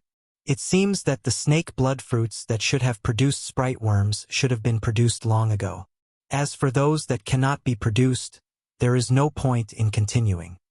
List took measures to promptly cut off the losses, decisively intercepting the remaining quarter of the snake blood. He stored it and waited for the next use. In his mind, perhaps a few years later, the snake blood sprite worms would begin to evolve, and the snake blood would come in handy to help them transform again. However, he suddenly thought a few years later he might be riding a dragon. It would be easy to hunt a sea snake monster. Why should he keep the snake blood and waste the area of the gem space? So, he decided to divide the snake blood into 2. One to continue watering 1 pot of snake blood fruit to see if it could produce new sprite worms, and the other to eat. Mid-level sea monster snake blood was a great tonic, and the effect was remarkable. Recently, he had found the safest way to take the least amount of medicine and get the greatest effect. Coupled with the meat of the mid-level sea monster, his total chi rose steadily, breaking through almost every day. Compared to when I killed the six-headed sea snake king, my total chi has increased by 2/3. Speaking of which, I can now fight for Marcus at once, right? Marcus had already become the standard unit of measurement for his strength. Could it be shortened to the strength of 4 horses? This method of calculation was very unscientific, but there was really no better reference. On the Coral Island, there were not many elite Earth Knights that could fight against List. The 2 Viscounts Yunus and Trick should be a bit stronger than List. After all, they were the veteran representatives of the Poison Stream. In addition, there was the elite knight squad under the Coral Islands Orders of Chivalry. Among them, there were a few knights that were half drug addicts and half combat skill users. They could fight evenly with List. After that, his brother, Levis, and Brandon Gravel, the heir of Gravel Castle, also took drugs, but their strength was definitely not as good as List's. Not every elite Earth Knight of the Potion Stream could afford to spend the money on potions. As for those who could afford the potions, like Levis and Brandon, they had not grasped the scientific method of taking potions, nor did they have dragon milk or mid-level sea monster meat to supplement themselves. Later, I will find an opportunity to spar with the elites of the Orders of Chivalry and test my fighting strength. Under the apple tree on the rocking chair, List cancelled magic eyes. The apple tree in front of him had already given birth to a sprite worm, which was among the flowers on the branches above the apple table. This convinced List that the birth of the apple sprite worm was likely due to his influence on it at all times. Magic power, matter, spirit, it's probably the triangular theory studied by wizards. He did not understand much about it, nor did he want to understand it. He only needed to understand that he already had 17 sprite worms, 1 peanut sprite worm, 1 alfalfa sprite worm, 1 tulip sprite worm, 1 corn sprite worm, 1 wheat sprite worm, 1 tomato sprite worm, 1 fragrant coconut sprite worm, 1 black nightshade sprite worm, 1 corn grass sprite worm, 3 rubber sprite worms, 4 snake blood fruit sprite worms, and 1 apple sprite worm. In the beginning, he only had 4 sprite worms. 1 year later, he had 2 lesser sprites, 17 sprite worms, and 9 mid-level World of Warcraft worms. He was very satisfied with this harvest. Even Tulip Castle, from the Viscount era until now, had only accumulated 1 greater sprite, 12 lesser sprites, and 100 sprite worms. With 1 town and 1 year's worth of time, what was there to be dissatisfied with? He exercised his wrists, got up and said, "Philip, give me the bow and arrows." "Yes, sir." The retainer knight Philip Wool immediately handed over the bow and arrows. List stood under the apple tree, aiming at the distant target, and began to practice multiple arrows. Now, he was not only a powerful elite great knight, but also a brilliant sharpshooter. He understood the principle of hard work makes waste. In order to increase his strength, he practiced fighting skills and archery every day, turning them into his instincts. Just like that, April passed by with continuous harvests. The weather was getting hotter and hotter, and the spring seedlings sprouted quickly. When May arrived, the serfs had already replanted 500 mu of corn grass, and the smoke mission was quickly completed. Mission completed. Reward for dragon cows. Meanwhile, the good news of the dairy farm quickly spread to the castle. Big Yellow, one of the 3 cows, was the first to give birth to a healthy calf. It was a female calf and could produce milk. List circled around the calf, looking at it left and right, feeling very excited. On the 3rd day, Big Black also began to give birth. It was a bit difficult to give birth to twins in its belly. It took half a day for the birth to be successfully completed, giving birth to a male and a female calf. Then the next week, Big Flower, who had not moved for a long time, gave birth to the 4th dragon cow, a female calf.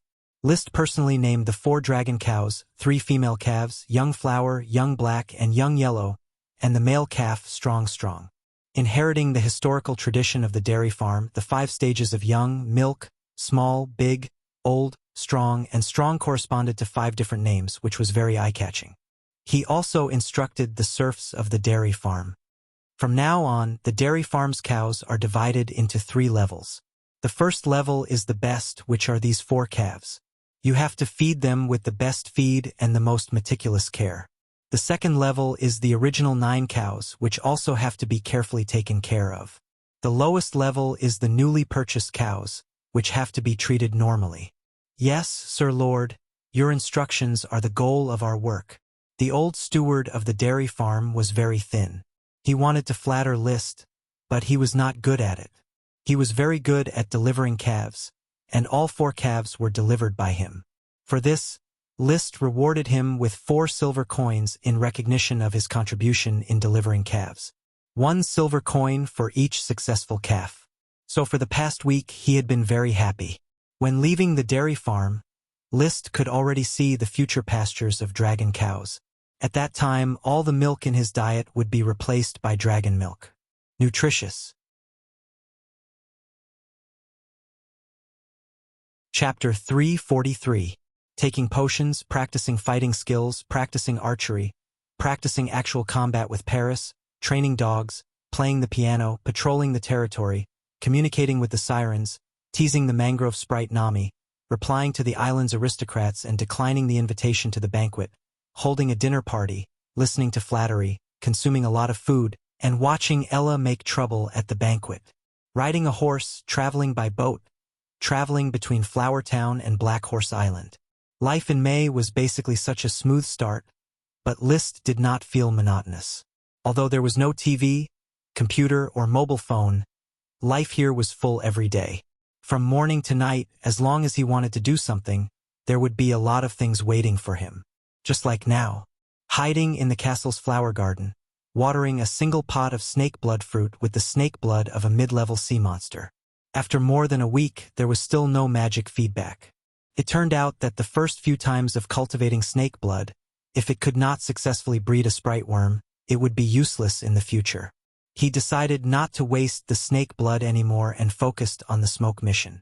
After getting the dragon cow reward, the smoke mission began to be updated. However, this was not a simple mission, and it was quite difficult to complete. Mission: as an elite Earth Knight, with a mid-level World of Warcraft pet, and can even hunt mid-level sea monsters, except for the lack of followers, there is nothing that can stop you from going to the battlefield to gain merit. Please form a Earth Knight squad. Reward: a new variety of black nightshade. The reward was a new variety of black nightshade. This made List very excited. It was very likely that the reward would be the black nightshade magic potion. Now was the peak of his potions. Relying on flame mushrooms, fast-growing magic thorns, intercepted black tulip, and temporarily planted snowflame mushrooms in winter, he could barely meet his potion needs. But when there was a new magic potion, he would never complain too much. Therefore, it was necessary to form a night squad, and it had to be done as soon as possible. He didn't want to delay the new smoke mission. Now there are 6 members, and we need to recruit 6 more members to form a 12-member night squad. As for me, I am certainly not counted in the night squad. List knew very well that he, who had Dosen, was not suited to charge with the night. He was more suited to command from behind the scenes. He picked up the crystal teacup on the table, blew the tea leaves on the surface of the water, and took a sip leisurely. This was the new tea that had just been picked this month. The 3 green tea trees were much more productive than expected. After fertilizing them, they could pick new tea 2 or 3 times a month. This allowed List to drink more tea, digest the grease, and eat more World of Warcraft meat. In terms of luxury, he has definitely far surpassed Levis, who is backed by Tulip Castle. Levis at most eats the World of Warcraft fire rabbit meat raised by Tulip Castle every day, but he eats mid-level sea monsters. The Count, who has returned from a meeting in Blue Dragon Island and successfully made a name for himself with flower brew, wrote a letter of envy. The Count hoped to taste the snake stew. After thinking about it, List reluctantly cut off 5.5 kilograms of snake meat and sent it to the Tulip Castle. This 5 pounds of snake meat is probably enough for a meal at the Tulip Castle dinner. He put away his thoughts that always tended to wander off. He continued to pay attention to the formation of the night squad. At present, among his followers, there are already 6 Earth Knights. 2 elite Earth Knights, the Wind attribute Marcus Wheel, the Thunder attribute Charles Trapp. For ordinary Earth Knights, the Earth attribute Rondo Kettle, Rick Footprint, the Fire attribute Russell Steele, and the Thunder attribute Griffin Haystack. At present, there are 10 Earth Knights in collusion with Flower Town. I should select 6 outstanding ones from them as soon as possible. After List killed the snake, he became even more famous, and naturally, more Knight wanted to seek refuge with him. However, not everyone sought refuge with him.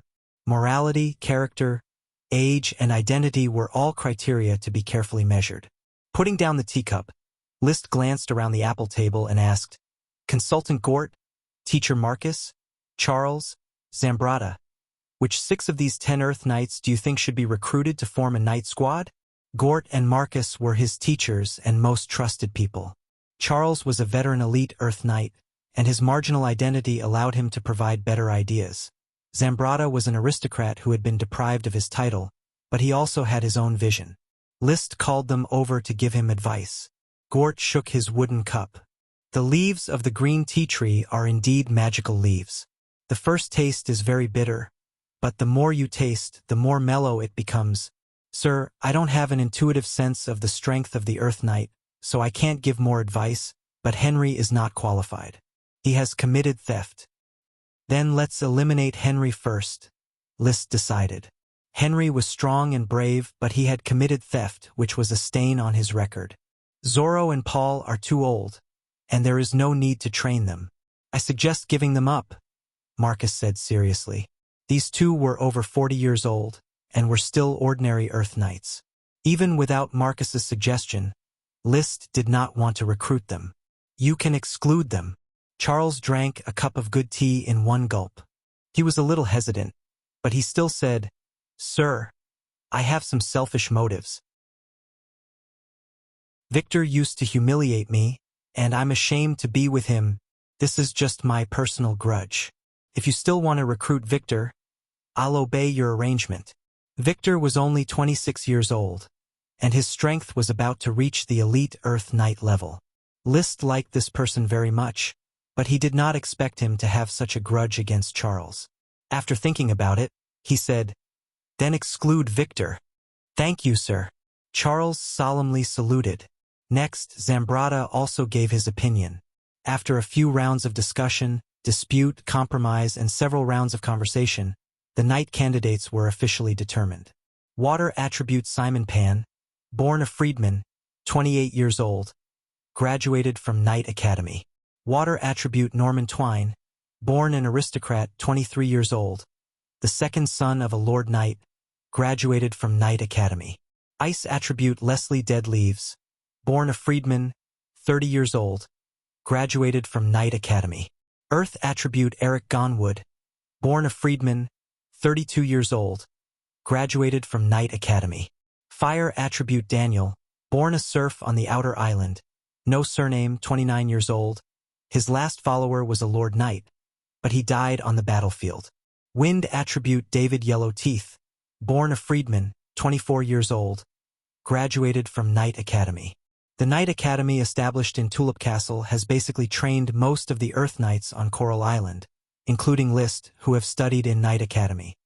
Teacher Marcus, when all the Knights are in place, I will announce the establishment of the Flower Town Knight Squad. You will be the first Knight Captain, responsible for the squad's charge training, and Charles will assist from the side. The 2 stood up. Yes, sir. List continued to arrange. Advisor Gort and Zambrata cannot relax. Continue to keep in touch with the Knight who intends to go to Flower Town to ensure that there is an unqualified Knight in the Knight Squad. We can replace new members at any time.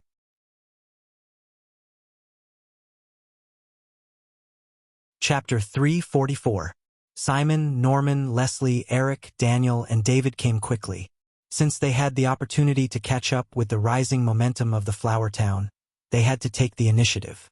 They were either commoners or the second sons of aristocrats, and their rising channels were narrow. An opportunity like the one in the Flower Town might not come across many times in a lifetime. List received the 6 Earth Knights in the castle, but he was not too enthusiastic. Perhaps a month later, some of the 6 Earth Knights would leave the Flower Town. Following was a two-way process. A month of running in was enough to determine whether they should establish a follower relationship with each other. The next morning, on the night square, the red sun rose from the east and the clouds dispersed in the west. List Tulip, Baron of the Flower Town, was dressed in fine steel armor, with the red blood sword at his waist and a fine steel shield in his hand. It was the first time he was dressed in such an eye-catching night attire. His handsome face was covered by the visor of his helmet. Only his sapphire pupils shone brightly through the mesh. A red cloak fluttered behind him. The black dragon was adorned with a silver-white horse armor. Black, white, and red were dazzling. The fine steel shield was engraved with a blooming black tulip, which was the symbol of the Flower Town and List. Black Dragon was also padded with a cotton cushion embroidered with black tulip. It was not so much a pursuit of riding comfort as a flaunt of the identity of a knight. Aristocrats liked these fancy things. It was indeed a bit of a hindrance to riding, but in the eyes of commoners it was a symbol of nobility which could make people crazy.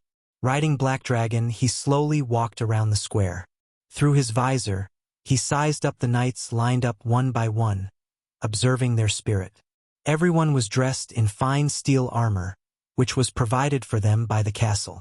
The horses he sat on were also qualified war horses, but it was a pity that there were yellow, brown, gray, and flowery war horses. The colors were not uniform. Fortunately, the horses were draped in standard horse armor.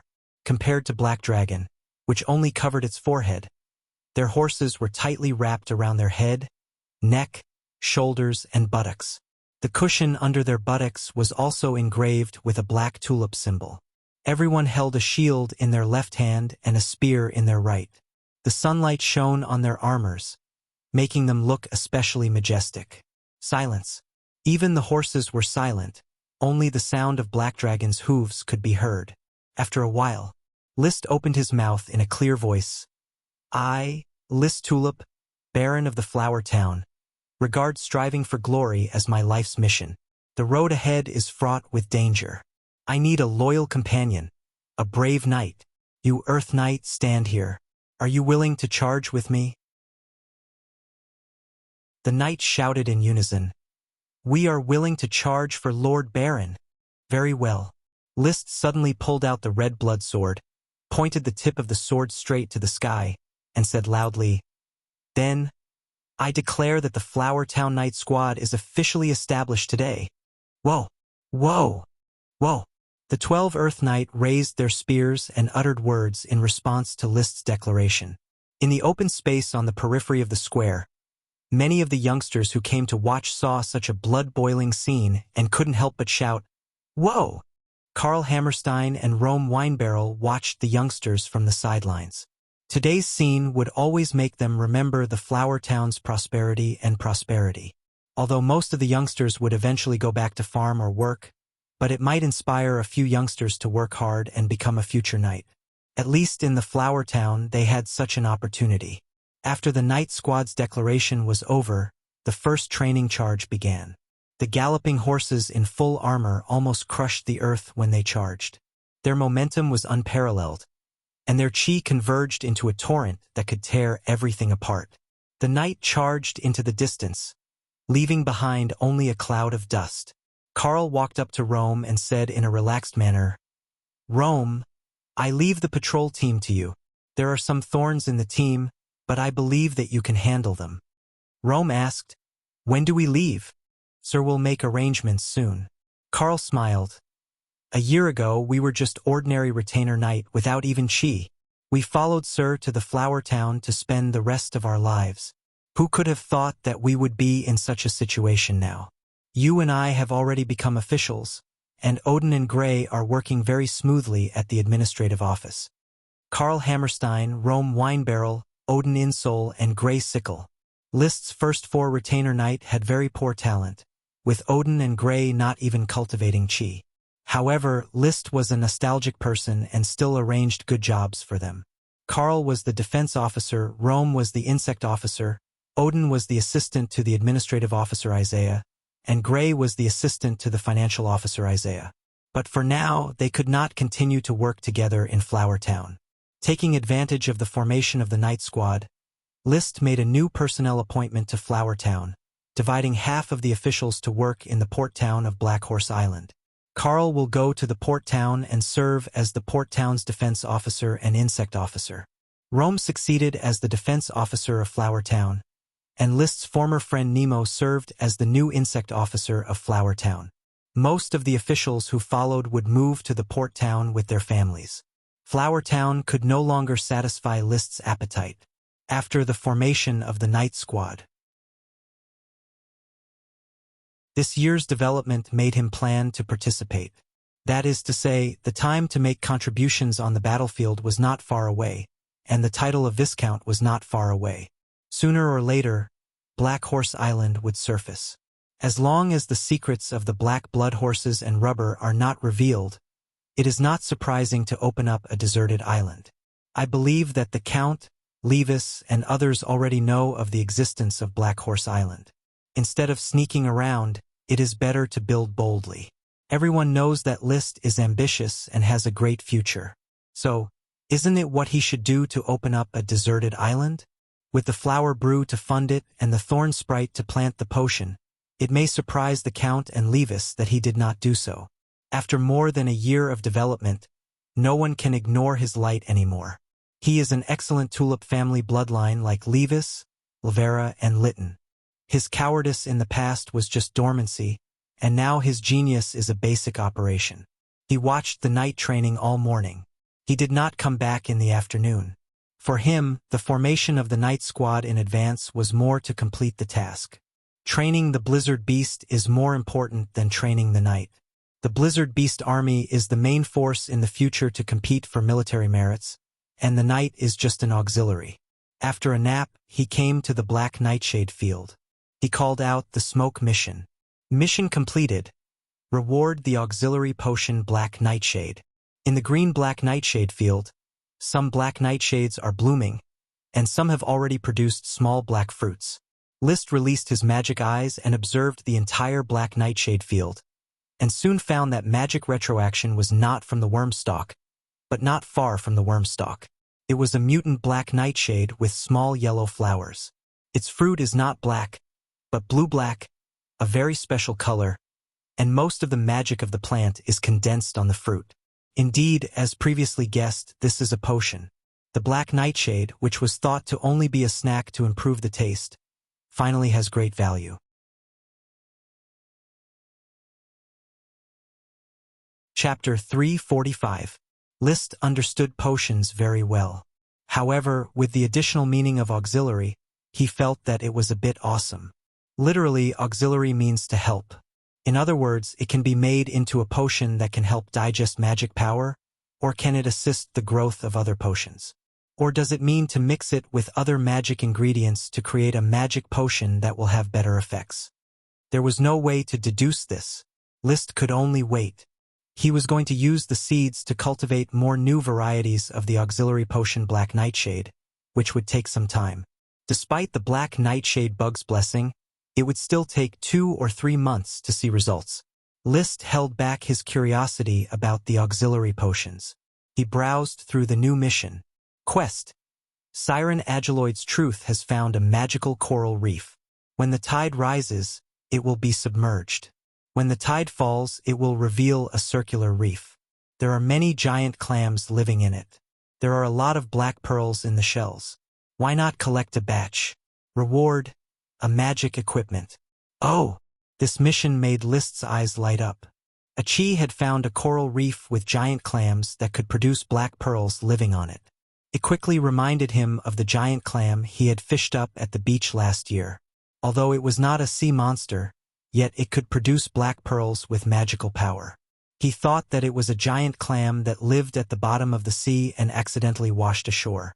He did not expect that it was actually living on the coral reef near the flower town. Without a doubt, this giant clam could be developed into an industry, the black pearl industry. The Sapphire family had a tranquil lake on the Blue Dragon Island, where low-level sea monster pearl oysters were raised. Every year, it could produce a large number of white pearls, which were precious ornaments that noblewomen fought over. They had a certain calming effect. The black pearls had a better effect and were bigger, easily replacing the white pearls. He soon arrived at the seascape villa. He blew the horn and called Achi, who was swimming in the sea. "Brother." Achi came out of the shell with the mangrove sprite Nami sitting on his shoulder. The sprite had become Achi's undersea companion and was no longer a stranger to List. "Achi, did you find a coral reef?" "Brother, do you already know?" "Achi found the coral reef yesterday.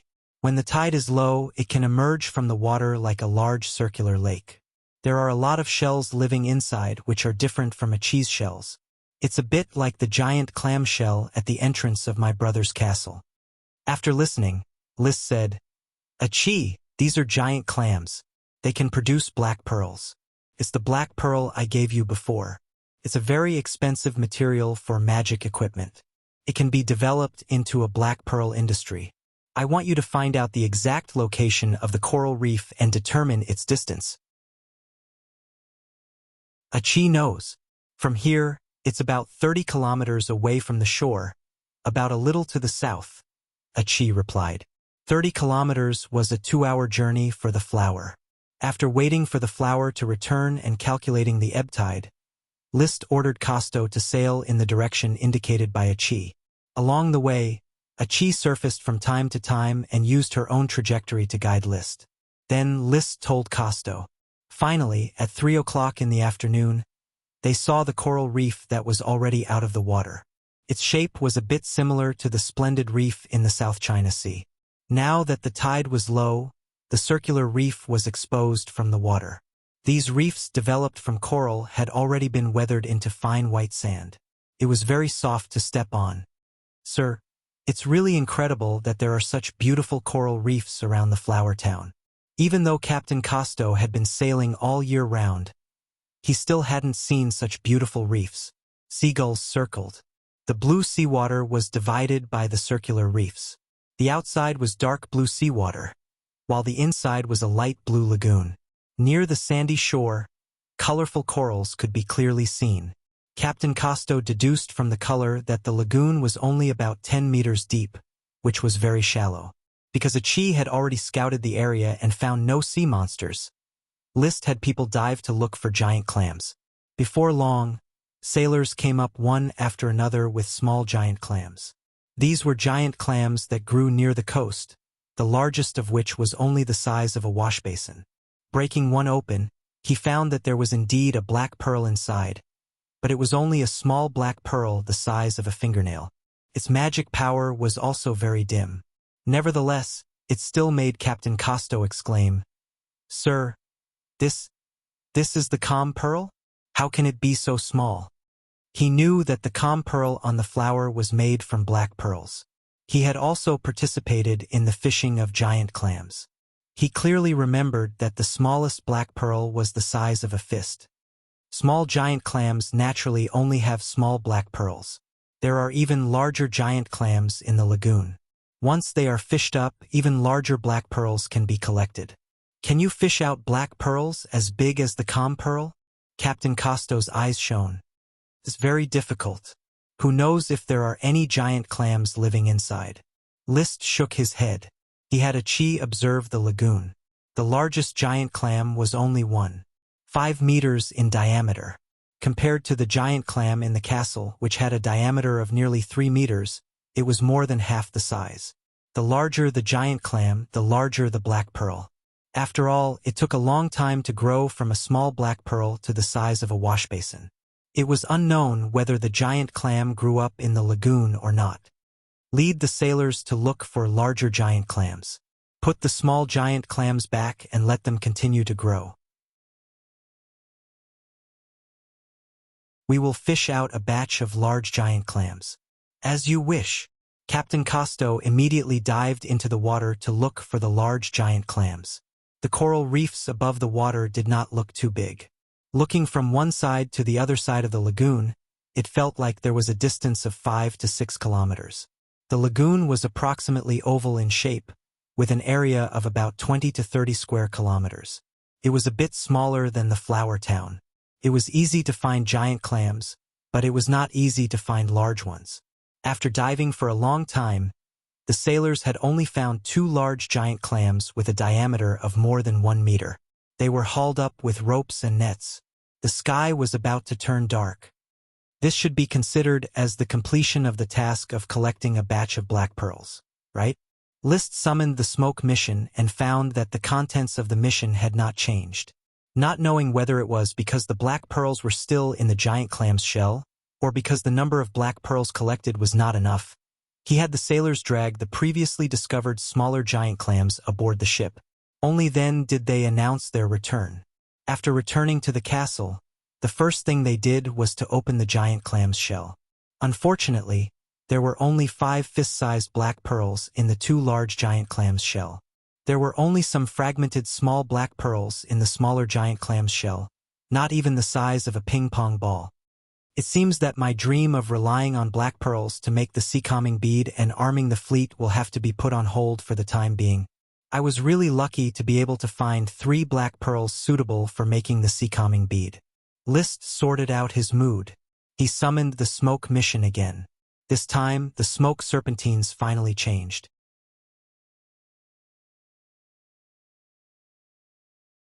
Chapter 346.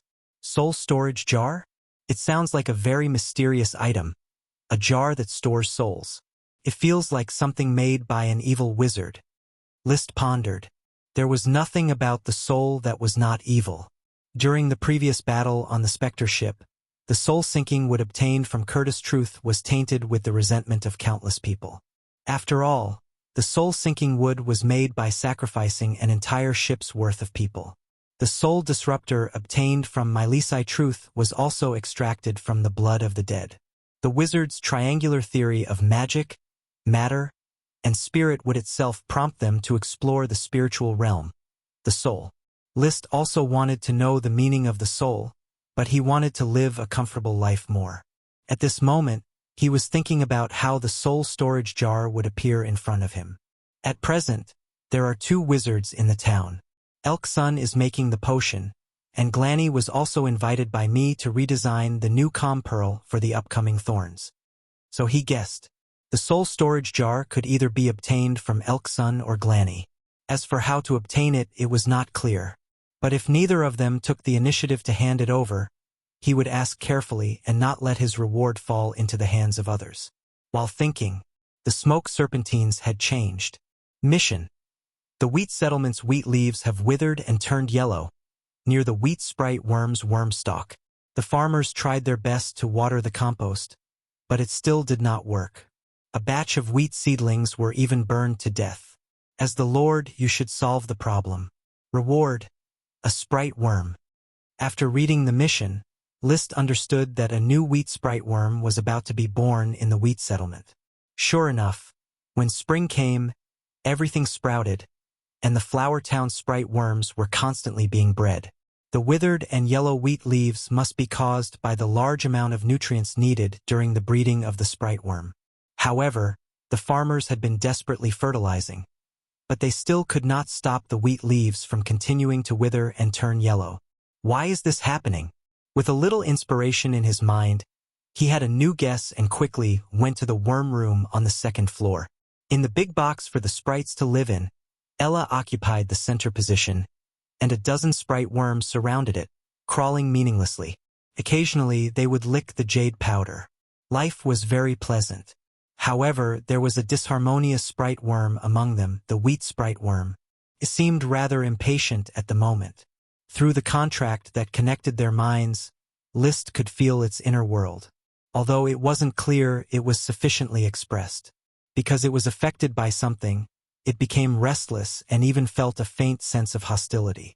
"Little guy, come here." He stretched out his hand and let the wheat worm climb up. At this time, Ella, who was sleeping, suddenly woke up. She grabbed the wheat worm from List's hand and put it back in the box. Wow! It had no special meaning, just a prank. Then it received List's vicious finger-flicking god art. It covered its head and shrank into a corner, feeling wronged. "Wah, wah! You better behave yourself. I'm going to treat your skin properly." List picked up the wheat worm again and threw down some harsh words. "Wow!" Ella protested. It didn't think it was very naughty. List pointed at it. Watch your skin. Wow. Wow. Wow. In the midst of Ella's protest, List left the worm house and rushed to the wheat settlement. When he arrived, he happened to see Isaiah in the farmland, discussing something with the serfs. After the greeting, List already knew that they must be dealing with the withered wheat seedlings. But he still couldn't help but ask, "What are you doing?" Isaiah hurriedly replied, "Sir, there is something wrong with the wheat seedlings in the wheat settlement, especially the wheat seedlings near the worm stalk. The leaves are gradually withering and turning yellow. It happened in the past 2 days. At first, I thought there was a problem with the worm stalk, but the worm stalk is still healthy. I also asked Mr. Carter and he told me that the wheat sprite worm is healthy. He wondered if there was a lack of nutrition and even if it was breeding a sprite worm. However, fertilization was useless, which made him very puzzled. If I can't solve it, I'm going to ask Sir for advice. In the face of this situation, I really can't do anything." The abnormal situation in Flowertown's agriculture was originally reported directly to the castle, because every anomaly could be related to the breeding of a sprite worm. However, after many false positives, List cancelled the procedure. Anomalies in farming were too common, and the vast majority of them had nothing to do with sprite worms. So much so that apart from the sprite worms reminded by the smoke mission, there was no additional harvest. I understand. List did not blame Isaiah. Without the help of the smoke mission, he was not necessarily better than Isaiah and the others in managing the town, especially in the face of this special situation. I think a new wheat sprite worm was born here. However, the location of its birth is a bit conflicting near the wheat worm stalk. Therefore, the two wheat sprites are competing, causing the surrounding wheat to wither and turn yellow. Although there was little friction between the sprites, it did not mean that the sprites were friendly to each other. Ella's slap to Nami was proof of this. The existing wheat sprite worm and the upcoming wheat sprite worm obviously did not have friendly thoughts with each other, which led to the current anomaly. The solution adopted by List was very simple. "Little guy, put away your worm stalk." The anxious wheat sprite worm could not resist List's thoughts. Soon, it aimed at its worm stalk and spat out a mouthful of magic power. Then, the worm stalk grew at a speed visible to the naked eye and quickly turned into a wheat seed, which was then swallowed by the wheat sprite worm. "I will remove the wheat worm stalk. You should carefully manage the wheat field. Fertilize less if there is excess nutrition. Fertilize more if there is insufficient nutrition. Pay attention to watering and weeding. Don't let my second wheat sprite worm die prematurely. Sir, please rest assured. I will personally supervise the serfs to take care of the wheat field." The sprite worm's worm stalk could at most affect more than 100 mu of land. Therefore, List chose a better location in another wheat field and let the wheat sprite worm spit out its worm stalk again. The seed fell to the ground. Once again, it grew at a speed visible to the naked eye. Soon, it became green and produced ears of wheat. The ears of wheat were cyan and would remain in a half-ripe state. The mystical worm stalk was never an ordinary plant. It was more like the embodiment of magic power. After moving its worm stalk, the wheat sprite worm felt a sense of exhaustion. The worm stalk was not suitable for moving often, because each time the sprite worm cast a spell, it would greatly damage its vitality. Fortunately, the jade powder could make up for this damage. After a while, it would be full of energy again.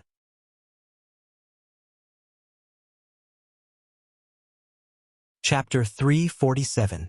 The probability of a sprite evolving into a lesser sprite was very low. Out of 10 or 20 sprite worms, only 2 or 3 may evolve, and there was a high chance that the evolution would fail. As for whether the evolution probability had anything to do with transplanting the worm stalk, List was not clear. There was no evidence that the two were related. When Ella was still a thorn worm, its worm stalk was planted in Tulip Castle. After migrating to Flower Town, it began to evolve and succeeded.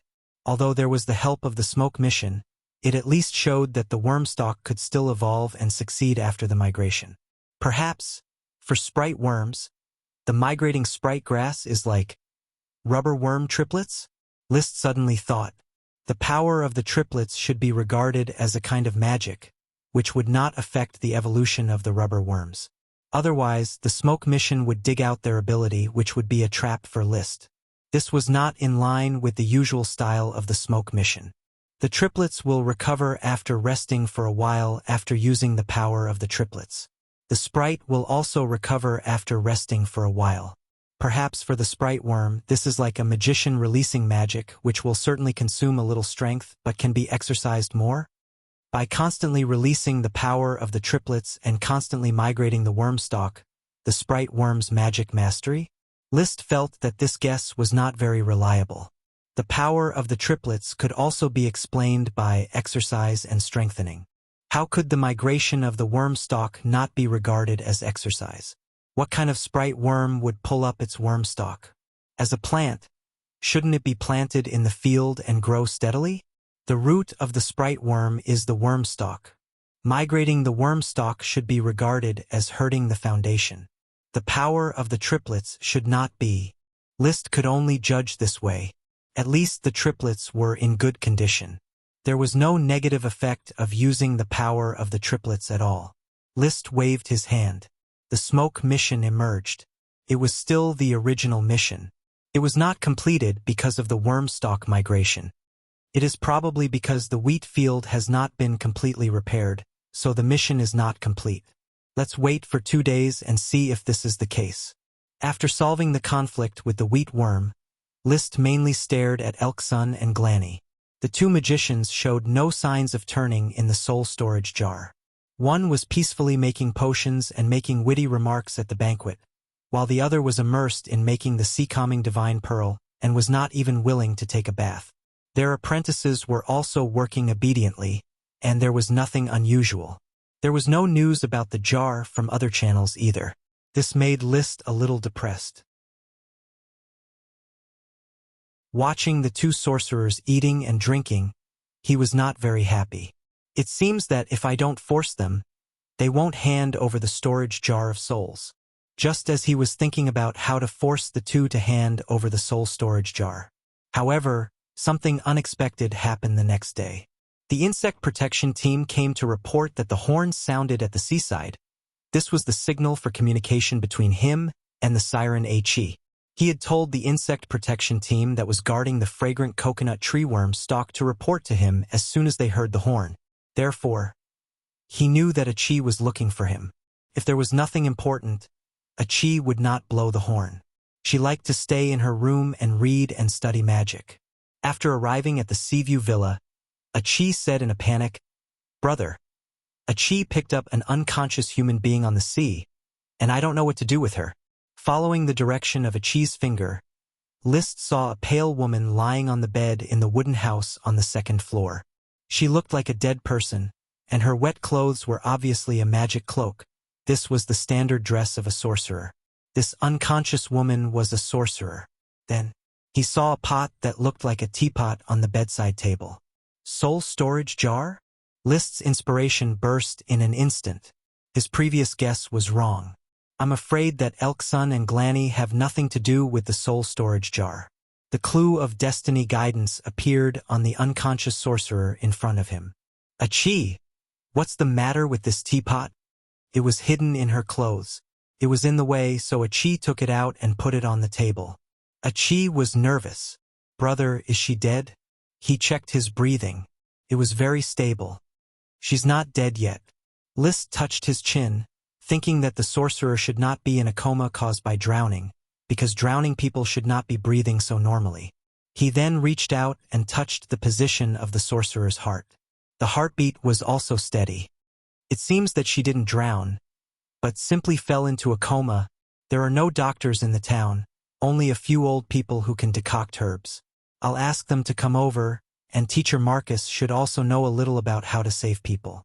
List said to Chi, "You go away first." Okay. Chi returned to the shell and swam back to the sea. List asked the retainer knight to ask for help immediately, and he continued to stay by the sorcerer's side. Looking at the unconscious sorcerer, he was helpless. He didn't know how to save people, he only knew the theory of artificial respiration. And the key was that the other party didn't seem to need artificial respiration. After all, she was breathing. So he directly picked up the teapot on the cabinet and studied it. It should be a copper teapot, but it was obvious that it was not used to hold tea. There was no such thing as a teapot in the Grand Duchy of Sapphire, because only Liszt had real tea.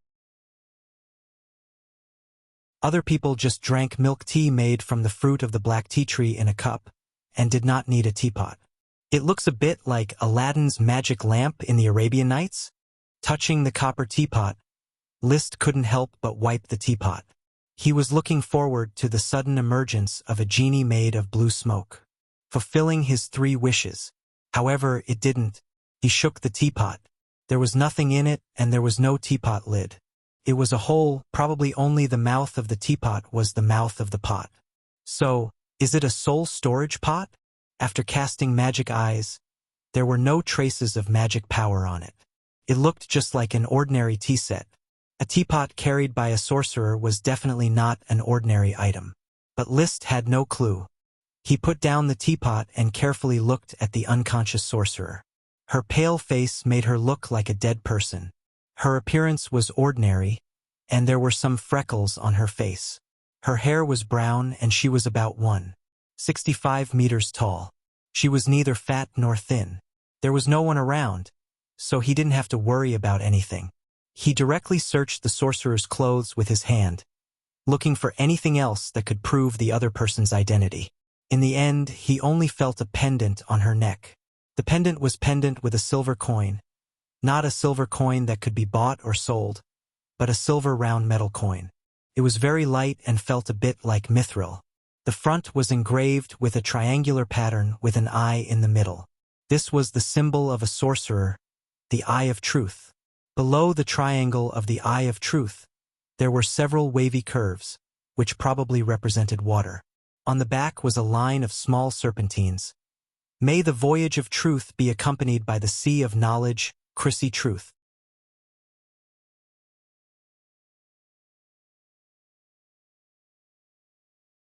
Chapter 348. So, is she called Chrissy Truth? Or is the person who gave this silver coin called Chrissy Truth? Liszt thought as he played with the silver coin.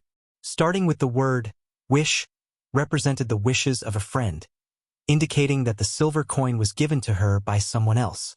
Then, there were 2 explanations for Chrissy Truth. One was the unconscious wizard's real name, and the other was the name of her friend. However, when a friend gave their blessings and left their name, it was usually followed by a symbol. There was no symbol on the silver coin. This line of serpentines was written on the back of the silver coin in the form of 3 lines of serpentines. Therefore, there was no need for symbols, and there was no way to determine whose name it was. Of course, the above was just a momentary change in Liszt's thoughts. It did not matter what the other party's name was. The silver coin could not solve any identity problems. For the time being, your name is Chrissy. Liszt stuffed the pendant back into the other party's neck. However, he had no intention of putting the copper kettle back. According to the prevailing laws of the lords, items that drifted ashore at sea belonged to the local lord. Because the lord owned everything on the land, even the wizard Chrissy, she could be classified as an enemy trespassing on the territory, and the lord had the right to arrest her. However, the flower town, like most of the lord's territories, was open to the public. As long as one did not come with malice, they would not be casually questioned. This copper kettle could be regarded as a reward for saving a life. He was a reasonable lord who abided by the rules. Sir, Marcus had already arrived, along with several elderly people. Liszt pointed to the bed. There is an unconscious wizard floating by the sea. Teacher Marcus, see if you can wake her up. The rest of you, see if there are any herbal prescriptions that can treat an unconscious person. Marcus observed for a while and shook his head. Sir, I can't see what's wrong with her. She does not look like a drowning person. Several elderly people could not see the problem either. They could only use some simple herbs to treat common minor illnesses. In this world full of magic power, a knight with chi could constantly recuperate and improve their physique. Therefore, it was very difficult for them to fall sick. Therefore, medicine was very underdeveloped. Once the commoners fell seriously ill, they were basically waiting for death. There was no possibility of treatment. List had the idea of developing medicine, but he had no idea where to start. For the commoners, instead of spending the exorbitant medical fees to treat illnesses, it was more practical to cultivate Do Qi. After all, as long as one ate well and practiced diligently, they would be able to cultivate battle Qi. However, there was no such high probability of curing an illness. An old man said with a trembling voice, "My lord, this mage lady may be too weak. She will wake up naturally when her body recovers." "It's possible." List nodded and said to the manservant, "Thomas, give each of the elderly a copper coin as compensation for their delay in work. It was only right for a few people who were about to be buried to make a trip here and give them some compensation." "Yes, master." "Ah, thank you, my lord." The elderly people happily took the copper coins and left. List was still discussing with Marcus. "There is a mage floating on the beach. Teacher Marcus, what do you think?" "Mages are very weak. Compared to us knights, they are no different from ordinary commoners. Therefore, I don't think she could have been soaked in the sea for too long. Furthermore, there is no sign of her drowning. I suspect that she may be a mage from Coral Island, or a mage brought by a passing ship." List said, "Although I don't know how many mages there are on Coral Island, but from the exposed mages, none of them match her physical characteristics. She looks relatively young, probably no more than 25 years old. It is impossible for there to be such a young mage on the island. Maybe she is a magic apprentice?" "Magic apprentice." List thought for a moment. There is also this possibility. So why did she fall into the sea, and how did she float here smoothly? According to a Qi, she was picked up on the sea. At that time, she was floating on the sea with her clothes. This was somewhat against the laws of physics. The aquamarine sea was not the Dead Sea. It could not float people. I can't explain it, but I think she must be watched more closely. Mages are dangerous people. Marcus said seriously. He didn't like mages. He never had a good face for Elksun and Glanny. Not to mention a mage of unknown origin. After thinking for a moment, List decided to move her to a residential area, find a house, arrange for someone to take care of her, and let the patrols keep a close watch on her. Once she wakes up, they should inform him immediately. Then he called a Qi with a horn. "I have taken the unconscious mage to the town to take care of her." A Qi, human mages are dangerous. They have an impulsive curiosity about unknown creatures. You'd better not come into contact with mages before you reach adulthood. Well, a Qi understands. The little siren was a little depressed. It's a pity that a Qi's feet can't grow out. I can't live with my brother and live like a human. There will be such a day. List rubbed her hair. Suddenly, he had a burst of inspiration. He let a Qi sit on a chair, then took out a roll of tape measure and measured the length of a Qi's legs. "According to your description, when you were born, there was seawater below your knees. 41 years later, there is only seawater below your ankles. If we assume that your growth rate remains stable, we can measure how many years it will take for you to reach adulthood by the proportion of your legs." "Ah, is that okay, brother?" A Qi suddenly had little stars in her eyes.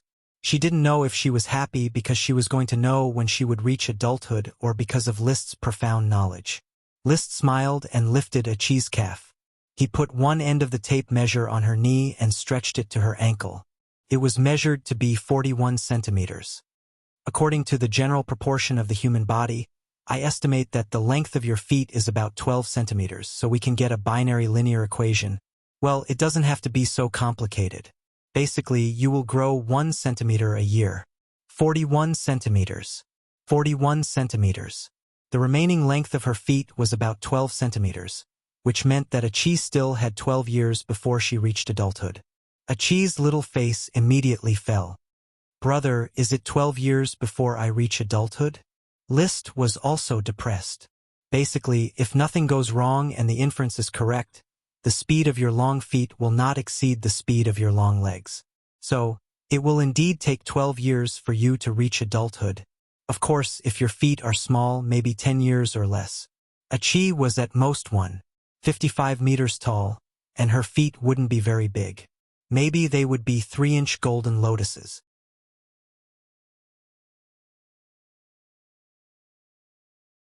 Chapter 349. This chapter is a free chapter. Since many readers were already confused about the characters, I listed the main characters so that everyone could compare them. Tulip family member Lady Penelope. The protagonist's grandmother lives alone in a small castle. Greg Tiles. The protagonist's grandfather, the Viscount of Tahiti. He has never appeared before and has only been heard of by Madame Penelope. Lee William Tulip. The protagonist's father, a sky knight at the level of a sword saint, Earl of Coral Island. Melissa Longtaro. The protagonist's mother has passed away. Madame Marie. The protagonist's stepmother, the second countess. Levis Tulip. The protagonist's brother, elite Earth Knight, Viscount for life. Lavera Tulip. The protagonist's sister, Earth Knight, Baron of Falcon Town. Liz Tulip, protagonist. Lytton Tulip. The protagonist's half-brother, a trainee knight. Taro family member Merlin Longtaro. The protagonist's maternal grandfather, a perfected sky knight, Marquis of Red Crab Island, former captain of the court fleet. Mesiro Longtaro. The protagonist's uncle, a normal-level sky knight. Meepaul Longtaro, cousin of the protagonist, Mesiro's only son, elite Earth Knight, pursues the Grand Duke's daughter. Melinda Longtaro, aunt of the main character, sister of Messier and older sister of Melissa. Roland Pinecone, uncle of the protagonist, Viscount of Longtail City, elite Earth Knight. Russell Pinecone, the cousin of the protagonist. His wife is Jackie Broccoli. They have a 1-year-old daughter, Rosie Pinecone. Raleigh Pinecone, the cousin of the protagonist. The servants in Flowertown's Castle Carter Clay Pot. Butler, over 50 years old, unmarried, wished to spend the rest of his life with the Tulip family. Mawson Patty Field, housekeeper, unmarried, good at making milk tea. Abby Ladle, chef. Under List's guidance, she has become a famous chef. Thomas Scissors, valet. Tom Pigsty, second manservant. Lily Bathtub, maid. She has a good figure and looks. She's the face of a castle maid. Irene Fourfingers, kitchen maid, wants to stay in the kitchen forever. One-Eyed Barton, coachman, a refugee from Little Kerchief Island. Officials of the Flowertown's administrative office Gortmast. Flowertown's consultant, List's tutor, and a destitute Lord Knight. He has a lover, Freya, and an illegitimate son, Donald Mast. Isaiah Moss, administrative officer. Blair Steele, financial officer. Carl Hammerstein, originally List's retainer knight, later served as defense officer, and has now been transferred to the port town. Rome Winebarrel, originally List's retainer knight, later served as insect officer, and has now taken over Carl's defense officer. Zambrata, an aristocrat deprived of his title, has traveled to the Steel Ridge Kingdom and its vassal states, and is now serving as a diplomat. Costo, captain of the Flower, concurrently serving as the town's maritime officer, a refugee from Little Kerchief Island. Nemo, List's friend, the second son of a minor aristocrat, has taken over Rome's insect officer. Members of the Night Squad Marcus Wheel, captain of the Night Squad, List's tutor, a wind-attributed elite Earth Knight, and a sharpshooter. Charles Trapp, a wandering Lord Knight, a thunder-attributed elite Earth Knight. Rondo Kettle, Captain Layden's illegitimate son, an Earth-attributed Earth Knight. Russell Steele, born under a free name, a fire-attributed Earth Knight. Rick Footprint, List's classmate, the second son of a minor aristocrat, 19 years old, an Earth-attributed Earth Knight. Griffin Haystack, born as an orphan, stutters a little, an Earth-attributed Earth Knight. Simon Plate, Norman Twine, Leslie Deadleaves, Eric Drywood, Daniel, David Yellowteeth. The 6 new Earth Knights have not yet established a follower relationship. Philip Wool, Xavier Cowdung, List's retainer knight. Others: Roderick Golden Wheatgrass, Marquis of Golden Island, about to become Levis's father-in-law. Roger Golden Wheatgrass, Roderick's son. Rolia Golden Wheatgrass, Roderick's daughter, about to become Levis's wife. Ronesa Golden Wheatgrass, Roderick's youngest daughter. Meeting Levis was like meeting a rainbow. Durante Hyacinth, Count of Red Crab Island. Dunico Hyacinth, Durante's daughter, loved the piano, and had a good time with Liszt. Athena Salmon, daughter of a Viscount of Red Crab Island. She confessed her love to Liszt, and should be married now. Wallace Pineapple Green, Marquis of Deep Throat Island, has not yet appeared, but has been mentioned several times. Jonas Gravel, Viscount of Coral Island, Viscount of Gravel City. Son is Brandon Gravel. Patrick Clover, Viscount of Coral Island, Viscount of Beer Island. Son is Aubrey Clover, a big fat man. Captain Mickey, Baron, a captain of Coral Island's Orders of Chivalry, equivalent to a deputy head. Captain Leyden, Leyden Kettle, father of Londo Kettle, a captain of Coral Island's Orders of Chivalry. Frank, Levis's tutor. He has a daughter named Shirley, who is Liszt's childhood sweetheart. Elksun Truth, wizard, making potions for Liszt. Glanny Truth, wizard, making calm beads for Liszt.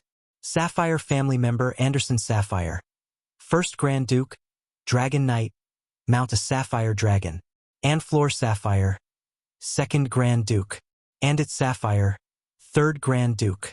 Annette Sapphire, ghost ships Curtis Truth's undying lover. Because he did not have long to live, he chose to be a dragon domain lord. Finally, he was stopped and his soul was exiled forever. Inferred to be the third Grand Duke's elder brother. Anchit Sapphire, fourth Grand Duke. Andrew Sapphire, fifth Grand Duke. Incumbent Sapphire Duke.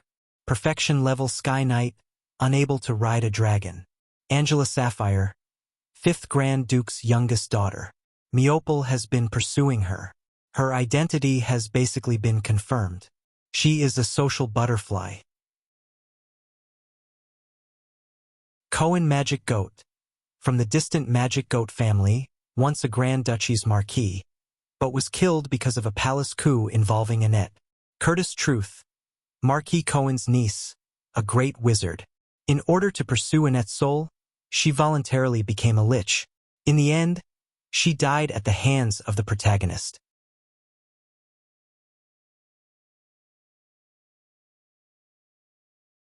Chapter 350. A chi, maybe for a siren. 10 years is just a blink of an eye, Liszt said with some emotion. He not only calculated when a chi would reach adulthood, but also how long a chi's life would be. 41 plus 12 was equal to 53. According to the human age of 16 and the life expectancy of 100 years, a siren's life expectancy was about 330 years. A big elf's life expectancy was 200 years, a dragon elf's life expectancy was 500 years, and a siren was in between. 330 years, with 25 years as a generation, humans may have given birth to more than a dozen generations. If Liszt did not become the lord of the dragon domain, perhaps it would be his grandson's grandson's grandson's grandson who would attend a chi's funeral. Thinking about it this way, it was quite funny. Humans only live for 100 years. Will a chi live for 330 years? A chi was a little confused. But, brother, a chi doesn't want to live that long. Well, a chi just wants to live as long as brother. Liszt picked up her little hand, kissed it, and said gently, "This is just a calculation. Maybe you can live longer, maybe you can't live for 300 years. Let the future decide what will happen in the future. Sooner or later, I will ride a dragon and become a dragon knight. It's also good to become the lord of the dragon domain, that way I can live for 400 or 500 years. A chi smiled and let Liszt hold her little hand. Well, brother can become the lord of the dragon domain, so that a chi and brother can live for hundreds of years. When I become a dragon knight and the lord of the dragon domain, I will take you to explore the world. I don't want to be a grand duke or a king. A dragon could suppress a country, so a dragon knight could choose to create a country, but not all dragon knight like to create a country. Many dragon knight only enjoyed the title of Grand Duke, and they would still occasionally fight for the kingdom. It was normal for a kingdom to have several dragon knights. Especially the dragon knight provided by the kingdom, it was necessary to serve the kingdom. Liszt could not decide what kind of dragon he would ride in the future, but at least it was not so attractive to be the king of a country. If he had several dragons, he could give one or two to his descendants and let them enjoy being king. When they left the seascape villa, Liszt felt his blood boiling in his heart. No matter what, I am destined to ride a dragon and become the lord of Dragon City, for the sake of longevity. In the past, he did not envy longevity. He felt that 100 years was enough for him to live a wonderful life. Now, he was looking forward to immortality because this world was too big. There were too many places worth exploring and beautiful things worth cherishing. The unconscious magician did not wake up for a long time. To prevent her from starving to death in her coma, Liszt ordered people to feed her a little normal milk every day, prolonging her life. He himself continued to study the copper teapot. Basically, it can be judged that this is the soul storage tank, because there is no information about the soul storage tank in any other channel. He even asked Elksun and Glanny, who knew little about the soul and knew nothing about the soul storage tank. So, how does this soul storage jar work? I poured my battle chi into it, but there was no reaction at all. According to the explanation of the smoke mission, this was a magic equipment. If it was a magic equipment, it would be stimulated by magic and activated, but it did not react at all. Although the spout of the teapot was a hole that could be filled with water, even if it was filled with boiling water, there was still no reaction. It was like a real teapot without a lid. However, the spout of the teapot is too thin to make tea. As a last resort, Liszt took the copper teapot and asked Elksun to check if he could get a hint. After rubbing it for a while, Elksun shook his head. Lord Baron, I can see that this teapot has traces of magic carving, and there must be some kind of magic engraved inside it. But unfortunately, I don't know how this magic works, and I can't activate it. Let Glanny judge. Glanny explained in a similar way. It was definitely made by a great magician. The technique is exquisite, especially the engraving of the magic runes, which I have never seen before. Baron Liszt, since you don't know what it is for, why don't you give it to me to study? I am very interested in it. Sorry, it's still useful to me for the time being. How could he give it to an outsider? Liszt returned to the castle with the copper teapot. Liszt was a little uncertain. Neither Elksun nor Glanny can explain this soul storage jar. There is probably no magician on Coral Island who can explain it. If my Lisai is not dead, she can probably explain one or two things. She has studied souls. Speaking of souls, I seem to have a 36D specter. A specter is also a form of soul.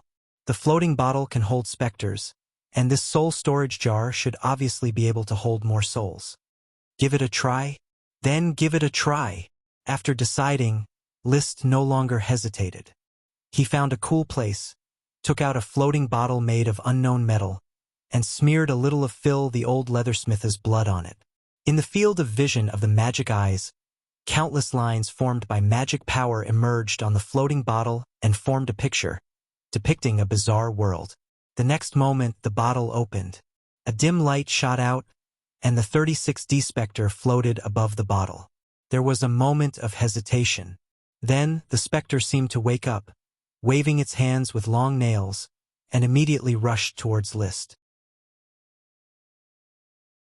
However, Liszt just raised the red blood sword, which was filled with fire-attributed chi, and the specter was scared motionless. Quite obedient. Marcus was able to scare the specter, so Liszt was naturally not afraid. He raised the copper teapot and pointed the spout at the specter. However, the specter was silly and did not respond. Useless. Liszt shook the copper teapot vigorously, but still did not attract the specter. This was different from what he had imagined. He simply aimed the copper teapot directly at the specter's body and shoved it in. This was a broken pot method. Liszt didn't expect it to really cause a change. After touching the specter's illusory body, the copper teapot burst into a bright light and instantly engulfed the 36D specter. The next moment it returned to normal. But List knew that the specter's soul had been contained because the copper teapot had become a little heavier. After shaking it, it felt like there was a little more water inside. Just a little bit. But this slight change for the elite Earth Knights was still clear to see. He gently tilted the spout of the teapot and poured out. No water flowed out, only bursts of smoke. The smoke rose and turned into the appearance of a young girl, no longer the image of the 36D Spectre, but a girl with a clear face. Although the girl's eyes were smoke, they were very vivid and lifelike. First, she looked around in confusion.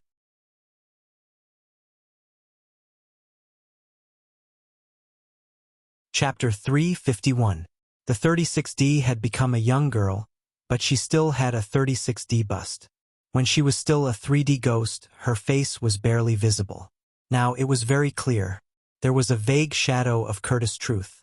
She was very beautiful, but the style was the complete opposite. Curtis always had the gloom of a lich, surrounded by green light, which made people feel very uncomfortable. The misty girl in front of him, on the other hand, was white and looked somewhat holy. You don't remember who you are? List looked at the soul storage jar in his hand, feeling very incredulous. With just a suction and release, the originally ferocious and terrifying ghost impressively became holy light. It seemed that this soul storage jar was definitely a magic equipment of the divine artifact level. And it really did look a little like Aladdin's magic lamp. At least the girl's body was like a cloud of smoke coming out of the spout of a teapot. The upper body was human, and the lower body was still smoke. The girl lowered her eyelids and seemed to be thinking. List did not disturb her. In fact, he had some speculations. The 36D ghost originated from the keel fixation, from a shipwreck of the magic goat family. There were 5 boxes of treasures in the shipwreck. 2 boxes were magic books, 1 box of crystals, 1 box of jade, and 1 box of mithril. To be able to carry such goods, it showed that this shipwreck was not ordinary. It should be an important ship of the magic goat family. Then, being sealed in the keel fixation of such a ship, it was not difficult to guess the identity of the girl. She should be related to the magic goat family. In addition, the more he looked at her, the more similar she looked to Curtis, which further supported List's speculation. She might be a member of the magic goat family, or even had her soul stripped by Curtis and sealed in the keel fixation. The magic goat family. A family that disappeared in the long river of time, but again and again pestered List. He did not know whether to feel honored or unlucky. He also thought that Milesi Truth, who was killed by Paris, seemed to be related to the magic goat family. Her research notes had the logo of a goat on them, and Chris, the unconscious mage, did not know if she was also related to the magic goat family. At least the soul storage jar seemed to be the work of an evil mage like Curtis. He pondered for a moment. The girl raised her head absent-mindedly and looked at List again. I can't remember. I don't think I'm a human anymore. I look like a soul now? Yes, you should be in a soul state right now, but you're different from the souls I've seen before. They all exist in the form of light. You, on the other hand, are somewhat similar to smoke. In addition, you were previously a ghost that was sealed in the dragon-fixing bone. List shook the soul storage jar in his hand. It shook along with the smoke coming out of the teapot. This affected the young girl's entire body, causing her to tremble like water ripples. However, the young girl did not feel any discomfort. She just stared blankly at the soul storage jar and the smoke connecting to her body. He muttered to himself, Keel, dragon beast sailboat, truth, magic goat, who am I? Who am I? Dragon beast sailboat? List's ears twitched as he heard a new term.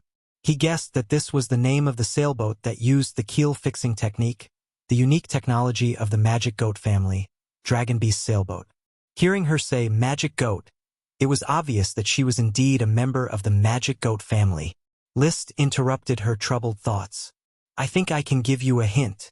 The dragon beast sailboat should be a sailboat that is unique to the magic goat family.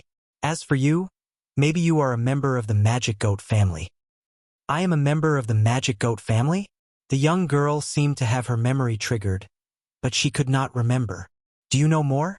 List raised his eyebrows. Do you know Curtis Truth? Curtis! The young girl's face suddenly changed.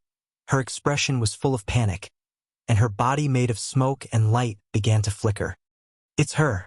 It's her. Curtis Truth. That terrible woman. She killed me. She massacred the goat gathering, and all those who did not obey her orders were killed by her. Then, she suddenly held her head and wailed in pain. Don't kill me. I am Virginia. I am your sister. Don't kill me, Curtis. He did not know if it was too painful or if the time was up. She turned back into a cloud of smoke and returned to the soul storage tank. When List shook it, he could feel the liquid inside, but he could not pour it out. He had to put the soul storage tank into the gem space. A living thing would soon die in the gem space, but souls were probably different. The floating bottle had been in it for a long time, and 36D ghosts were still very normal. The soul storage tank should have a similar function. Back in the castle, he took out a thick piece of bast paper and wrote the words, Dragon Sailboat, Virginia Truth, and Goat Gathering in Serpentine. The Goat Gathering is probably an organization of a group of wizards. Virginia may be Curtis' sister. Maybe she has mastered the dragon bone fixing technique. List no longer cared about the grudges of the past. It was nothing more than a melodramatic story of a twisted crazy woman for love who harmed her family. Whether it was righteous or evil, it had nothing to do with him. He was more concerned about the dragon bone fixing technique.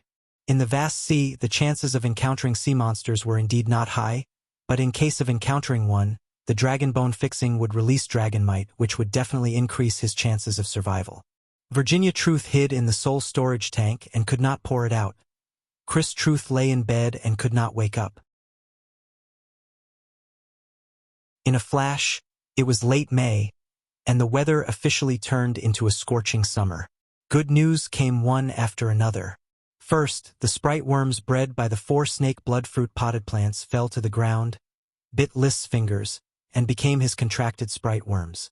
The 4 snake bloodfruit worms, all pale white with a red stripe on their bodies, were very beautiful.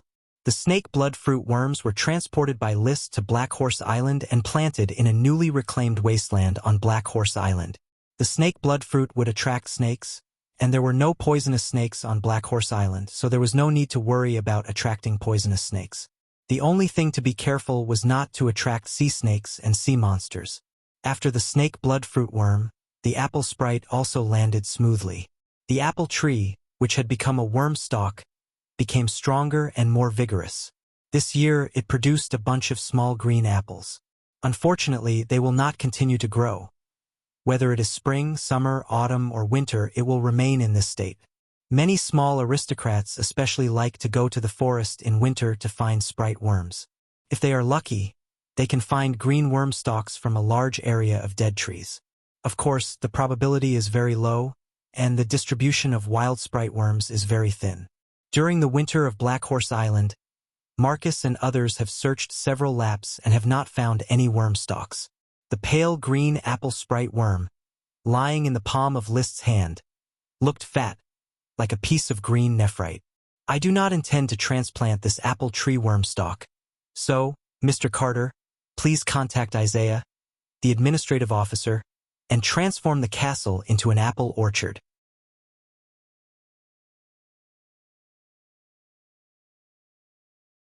Chapter 352. Shortly after the apple sprite worm was born, List's 18th sprite worm was also about to arrive. Under the careful care of the serfs, the yellowing of the wheat field's leaves was finally restored to an exuberant green. One of the tall wheat seedlings showed an unusual growth. It had already condensed magic power and turned into a worm stalk. The smoke mission also changed just in time. Mission completed. Reward: 1 wheat sprite worm. List was very happy with the birth of the wheat worm. This was because wheat was one of the most important crops. The little wheat worm that could increase the yield of wheat was worth more than 4,000 gold coins in the market. Before the New Year's Day, it took me almost half a year to harvest 5 sprite worms. The peanut sprite worm, the black nightshade sprite worm, the tomato sprite worm, the fragrant coconut sprite worm, and the corngrass sprite worm. After the New Year's Day, before half a year had passed, I had already harvested 9 sprite worms. The wheat sprite worm, the apple sprite worm, the rubber sprite worm, and the snake blood fruit sprite worm. Even though there weren't a lot of them, there were definitely a lot of them, especially the rubber worms and snake blood fruit worms, which were sent in groups. Just a few days ago, the rubber worm used the power of the 3 elements for the second time to restore the rubber trees near the rubber plantation to their best state, greatly increasing the speed and quantity of rubber harvesting. Port Town has used rubber water to build houses and roads. This would be the first modern town under List's rule.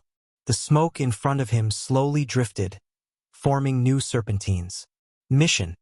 Perhaps you didn't discover the meaning of the silver coin pendant in your haste. It is by no means an ordinary silver coin. It has been blessed by magic power and may be able to awaken a wizard in a coma. Reward. A magician in distress. Zhang Xian's eyes lit up. List did not hesitate and went straight to the town to visit the unconscious magician. Guard the door. Don't disturb me while I treat the magician. After dismissing the servant and the retainer knight, he walked straight to the bedside and looked at Chrissy, who was carefully taken care of by several women. When they first fished her up, her face was pale and bloodless, like a dead person. However, her face was now very rosy, but her appearance was still ordinary. Out of 10 points, List could only give her a passing 6 points. The silver coin pendant around her neck was still there. When he was fiddling with it, he didn't notice anything unusual about the silver coin. At most, the material was special, and it was probably made of the lightest magic metal, mithril. Now that the smoke mission had reminded him, he cast magic eyes, carefully observed, and tried to inject chi. The moment he infused the silver coin with his chi, a few magic patterns appeared on it. Then, there was the sound of a mage chanting. It sounded like heavenly music, but the content of the singing could not be understood. There were only a few syllables repeated. Is it Moon Whisper? List wanted to capture the melody. According to the records of several magic books, the magicians of the ancient Moon Empire could cast blessing spells. Is this melody a blessing spell? The Moon Empire was the source of all civilizations in every country. Magicians also found it fun to dig up the magic of the Moon Empire. They liked to research the Moon language and claimed that the languages of all countries were inherited from the Moon language. Many words were simply variations of the Moon language. Now, Moon Whisperer's blessing sounded really nice. List felt a little intoxicated, but he still used magic eyes to observe the silver coin. The magic lines on the silver coin were like strings of a musical instrument. Every time it vibrated, a moon whisper tone would ring out. Gradually, the magic in the air seemed to be affected by the blessing spell and began to gather like water waves. Eventually, the gathered magic began to wash the unconscious mage. After a long while, the blessing spell dissipated, and the luster of the silver coin gradually dimmed. List could not activate a new blessing spell even if he injected chi. At this time, the mage, who had been unconscious for more than a week, suddenly coughed softly. Cough, cough. She hadn't woken up yet, but her eyelids were twitching. List tidied up his frack abier, showed a proper aristocratic smile, and thought to himself, although the smoke mission used the mage who was originally in my hands as a mission reward, it was a bit sneaky. But it's still good to wake up Chrissy as soon as possible. There was no end to the dim world. She felt her body was full of fatigue, and her head seemed to have been hit by a sledgehammer. She was dizzy, unable to concentrate, weak, uncomfortable, sleepy, and dizzy. She wanted to escape, but there was nowhere to run. She could only keep wandering in the darkness, more tired and helpless each time. At this moment, an ethereal voice suddenly sounded in her ear. The voice was like a clear spring pouring over her body, instantly drenching her whole body, from top to bottom. Her drowsy consciousness also began to become clear. The dim world suddenly lit up with a light, marking the exit of the road.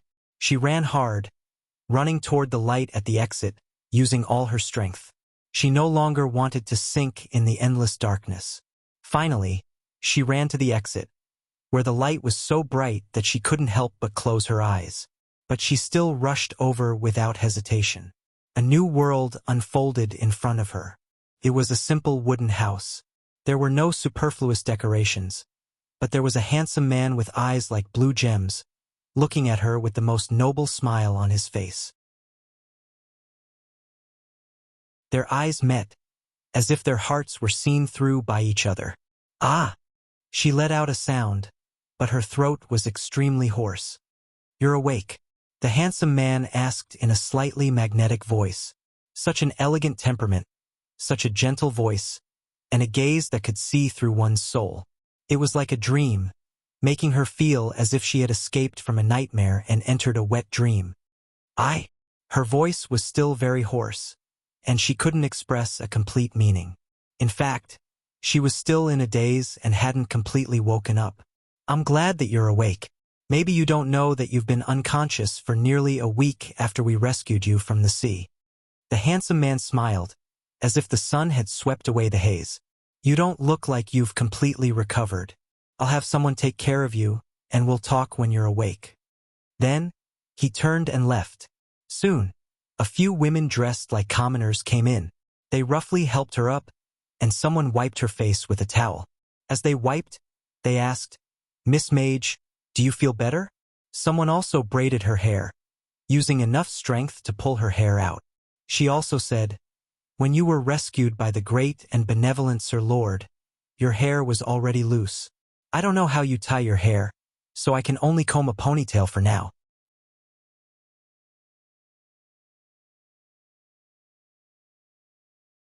Chapter 353. Chrissy Truth sobered up. Although she was still very weak, but with the help of the peasant woman, she had successfully sat on a stool and could answer List's questions. "So, is Chrissy Truth your name?" "Yes, Sir Baron." Chrissy nodded, and then said in a hoarse voice, "Thank you for rescuing me from the sea. Chrissy does not know how to repay your kindness." List said casually, "How about working for the Flower Town?" Chrissy didn't react. According to her usual routine, she should at least say a few polite words before talking about repayment. Of course, my life was saved by Sir Baron. Chrissy is very willing to work for you, but I am a little worried that I will implicate you, Sir Baron." The solicitation seemed to be very successful. List asked, "Implicate me?" Chrissy nodded. "Aren't you curious as to why I ended up in the sea?" "I am quite curious. You can tell me, I want to know." Since you are my savior, I should not hide anything from you. This matter is very serious and involves a lot of people. I hope that you will keep it to yourself, Lord Baron. It's best not to let a third person know." "Is that so? Tell me.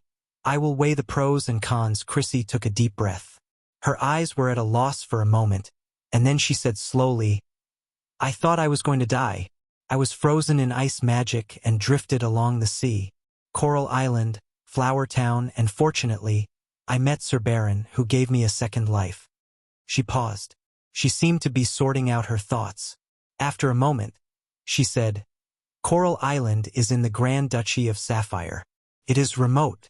Perhaps by the time the news reaches here, it will already be too late." "What news?" List couldn't help but urge. Chrissy carefully looked at the room. After making sure that no one was eavesdropping, she leaned forward and said in a low but serious voice, "Marquis Bull is going to assassinate the Grand Duke's dragon."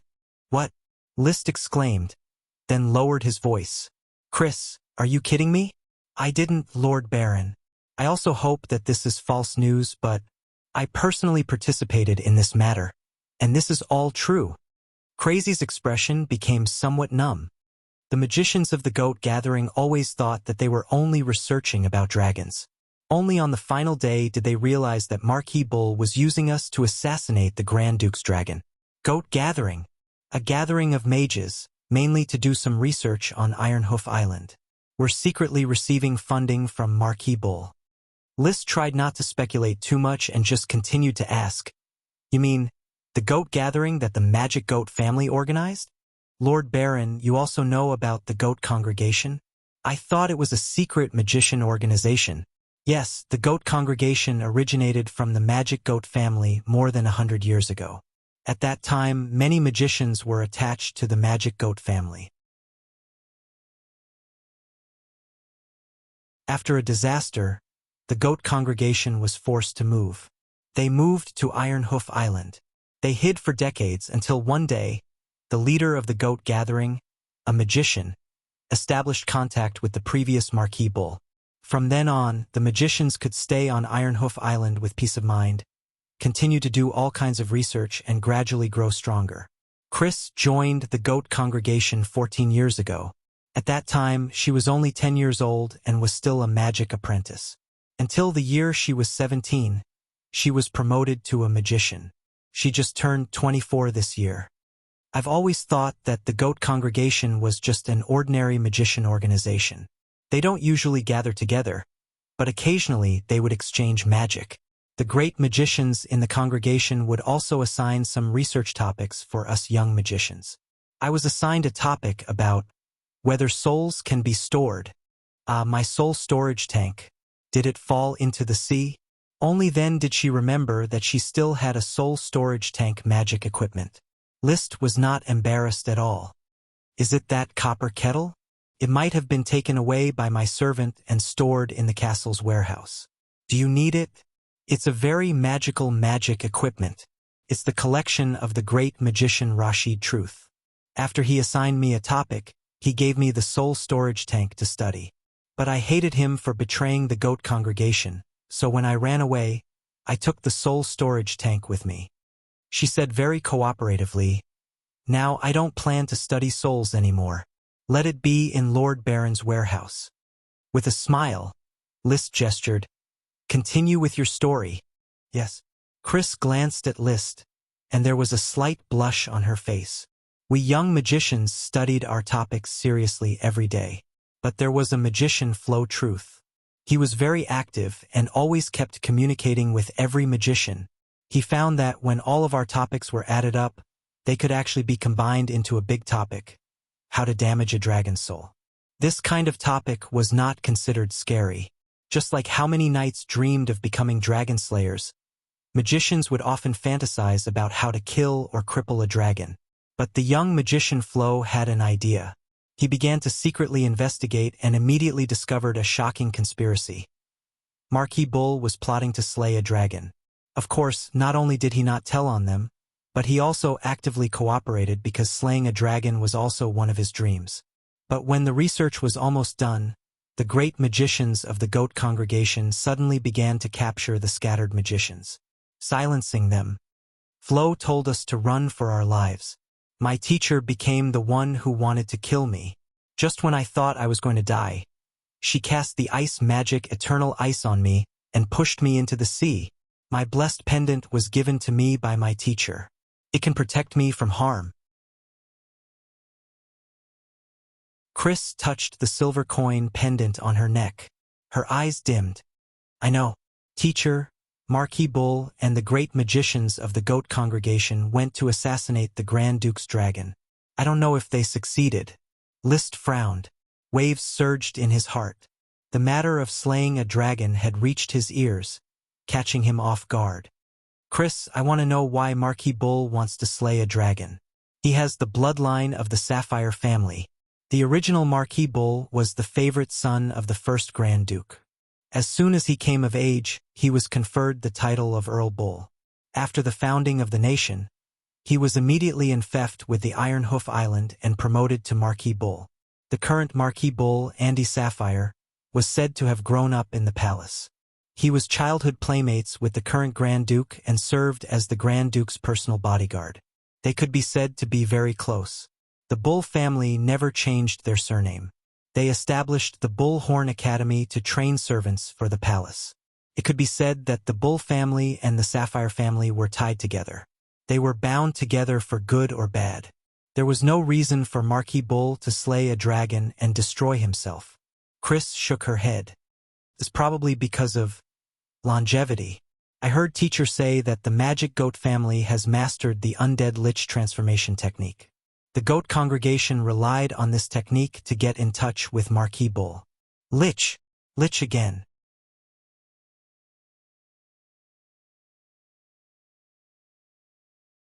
Chapter 354.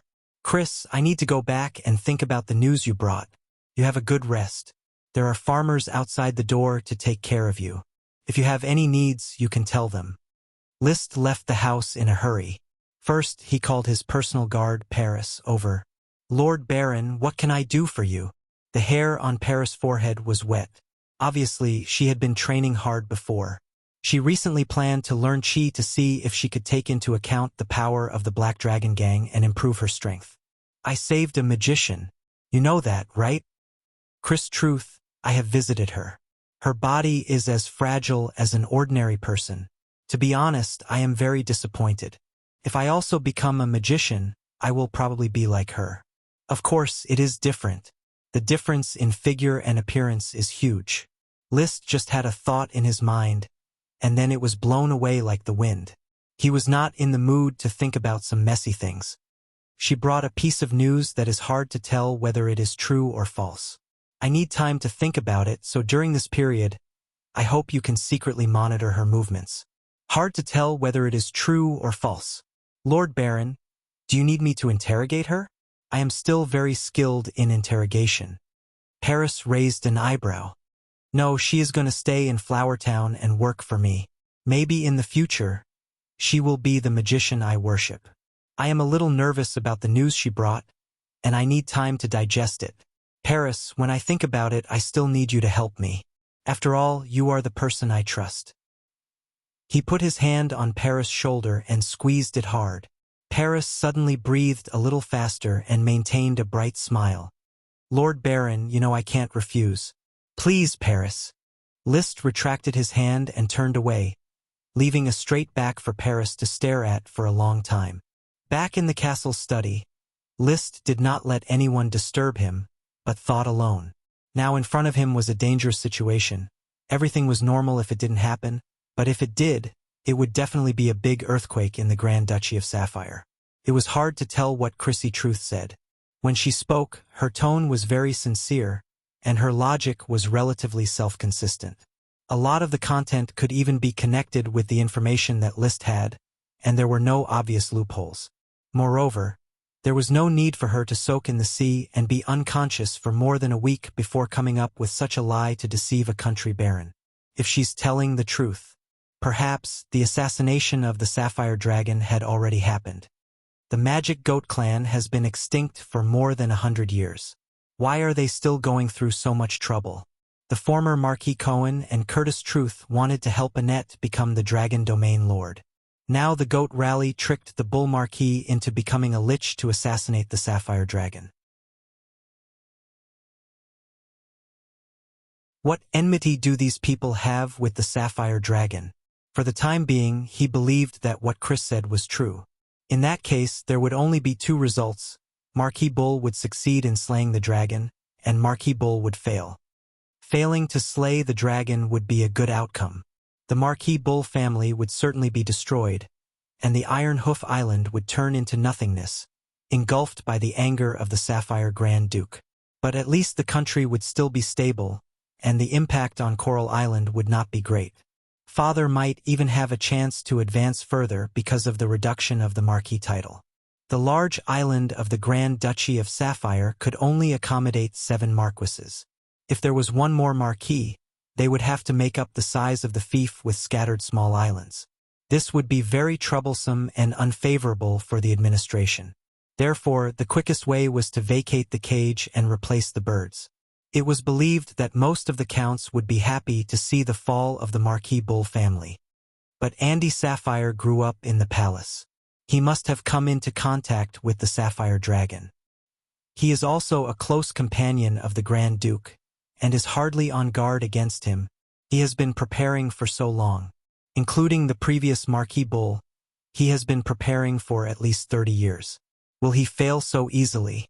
More than 30 years ago, the Goat Rally successfully connected with the previous Marquis Bull. For the Marquis Bull to shelter the remnants of the Magic Goat family who participated in the palace coup, it was clear that there must have been a secret deal, the Lich transformation technology. Therefore, it could be concluded that the Bull family had been plotting against the Sapphire Dragon since more than 30 years ago. Liszt's gaze wandered. He did not know what was so incredible about dragons, but from the residual magic power of the Fire Dragon, the smoke mission of the Smoke Dragon, and the spatial gem of the invisible dragon, he could barely catch a glimpse of the magic of dragons. The sapphire dragon was certainly not something that could be easily hunted by ordinary humans, not to mention the heavy protection of the sapphire family. However, a marquis and an organization of wizards, 2 generations, and more than 30 years of preparation, how could it be taken lightly? If Marquis Bull succeeds and the sapphire dragon falls, then the Grand Duchy of Sapphire may no longer exist. A country was established by a dragon and would also be destroyed by a dragon. Without a dragon to suppress the fate of the country, the sacred swordsmen of the Sapphire family would not be able to guard the wealth that they had plundered and hoarded for more than 100 years.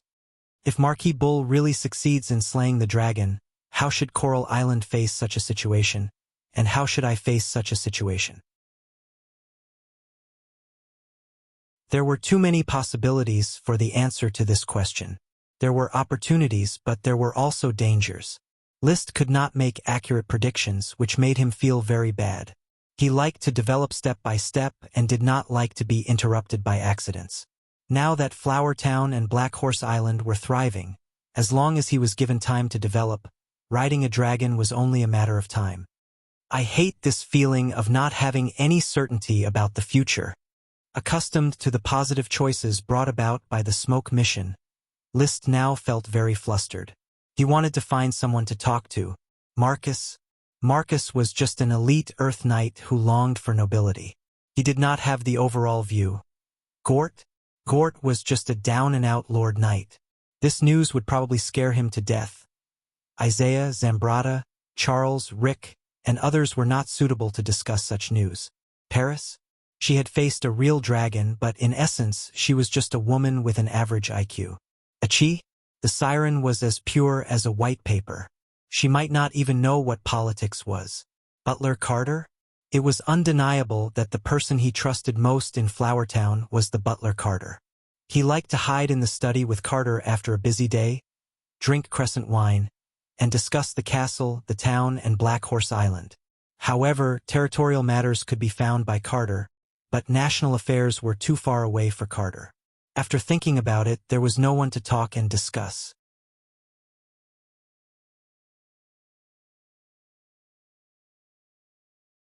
Chapter 355. The dragon-slaying incident was related to the fate of the family, but whether it happened or not, Coral Island was powerless to stop it. Therefore, Liszt could not be too anxious. This was also related to his future. He had to think clearly about how to explain and how to deal with it in order to better discuss with the Count and negotiate a result that was beneficial to him. It was not wise to rashly throw out a question that he could not distinguish whether it was true or false. After drinking a cup of milk tea, he still found it difficult to calm down. The news brought by Crazy was really shocking. At this time, he suddenly remembered that the smoke mission should have been completed, so he called out the smoke mission. Mission completed. Reward: Wizard Crazy Truth. Sure enough, the not-so-beautiful wizard who had just woken up was the reward of the smoke mission. Like the reward of the previous smoke mission, which was the Thief Paris, this was a character reward. To be more precise, it was an opportunity for the reward to intersect with the corresponding character, and a favorable intersection. Whether he could grasp the mission reward or not, it was up to Liszt to do it himself. Unfortunately, Paris is beautiful and has a good figure, while Crazy is SOSO. He shook his head, feeling that he should not think about such a problem at this time. The smoke serpentines changed before his eyes. A new mission was quickly issued. The news brought by Crazy Truth has made you feel a deep sense of unease. This is a fear that stems from your weakness. As a great lord, please overcome the uneasiness in the depths of your heart and calm your mind. Reward: a melody from your memory. A great lord is right, but why is the reward a melody? Do you really want to train me into a piano king? Liszt was not very satisfied with the reward. Of course, playing and composing piano music had a very high bonus to his personal charm, attracting the attention of many women. But he was more willing to rely on his own efforts to become a powerful knight, become the focus of attention, and eventually realize his dream of riding a dragon. Piano music was meaningless, but the mission had been issued, and he had no reason to refuse, Mastering 2 more piano pieces would increase his communication skills in the future and sublimate his aristocratic heritage. Back to the mission content. How to overcome your innermost feelings and calm your mind. The best way was to play the piano. He went to the worm room and sat in front of the piano. Previously, the Sirenechi listened to him playing the piano or singing accompaniment, but now he could only play for the sprite worms. Wow! There was also the elf Ella. It sat on the piano, yawning in boredom. Music was of no interest to it. In the past, when Liszt was playing the piano, it would jump on the keyboard and dance. It only stopped after a few times of using the finger-flicking spirit art. His fingers gently stroked the piano keys. Taking a deep breath, Liszt played the piano slowly. It was a new song he had learned recently, Euryale by the Waterside. When he first heard Miopol play it in the Longtaro Castle, he felt that it was very pleasant to listen to. Although he felt that it was slightly lacking in tempo changes, it was still a classic piano piece. Cherny Windmill, the great pianist, and Euryale, the Gorgon, looked at each other and turned into stone. He played slowly, which was different from Miopol's playing style. When he played at home, he would usually improvise, playing however he felt comfortable without considering too many details. After playing it once, he played Die Elise, and then switched to With You. The sound of the piano made Ella more and more sleepy. She simply fell on top of the piano and fell asleep. The more Liszt played, the more engrossed he became, and his mood became more and more carefree. He found that he really liked the piano.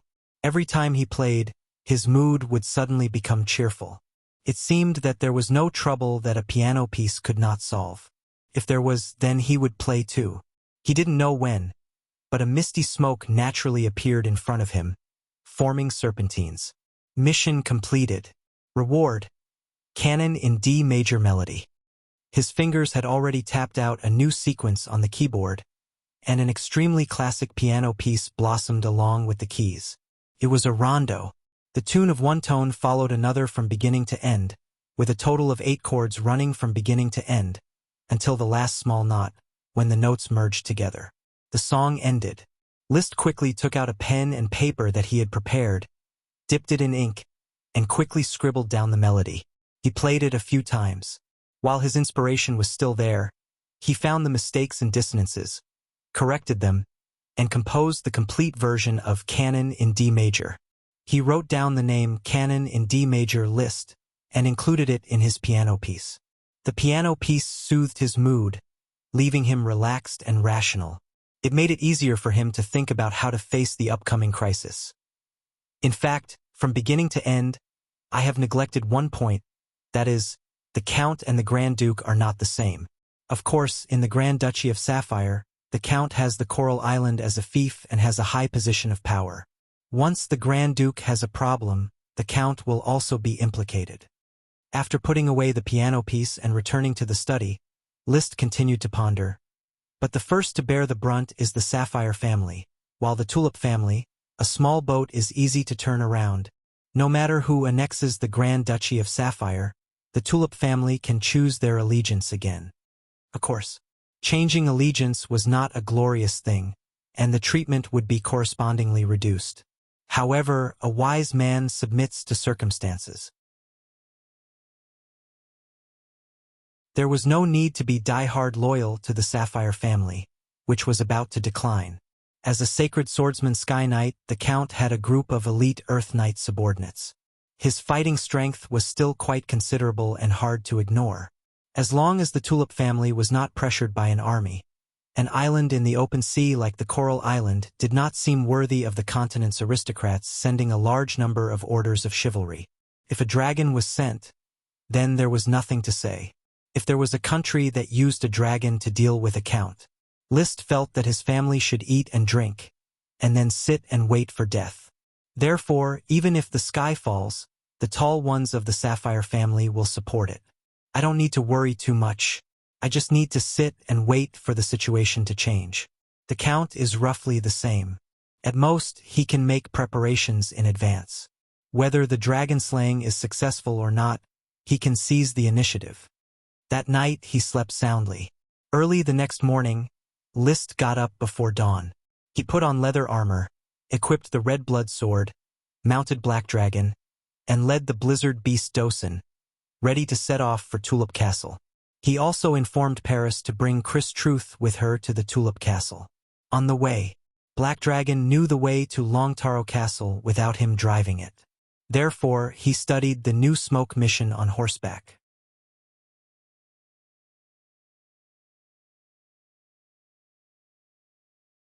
Chapter 356. The 6 new Earth Knights, after a period of running in, did not show much that List was dissatisfied with. However, List planned to wait for 3 months before considering the matter of following her. Now that the smoke mission was completed in advance, and the reward was a valuable item like Chi Manual, he had no reason not to complete it. When I come back, let these 6 people follow me. The sun had not yet risen in the east, and there was still some residual coolness in the early summer morning. List's thoughts flickered quickly. No one can predict whether the road ahead will be thorny or smooth. Does this mean that the smoke mission can't affect the threads of fate belonging to the Sapphire Dragon? Thinking about it, it's not right. The invisible dragon was affected, so it's impossible to say that the threads of fate of a Sapphire Dragon are thicker than the threads of fate of a Holy Dragon.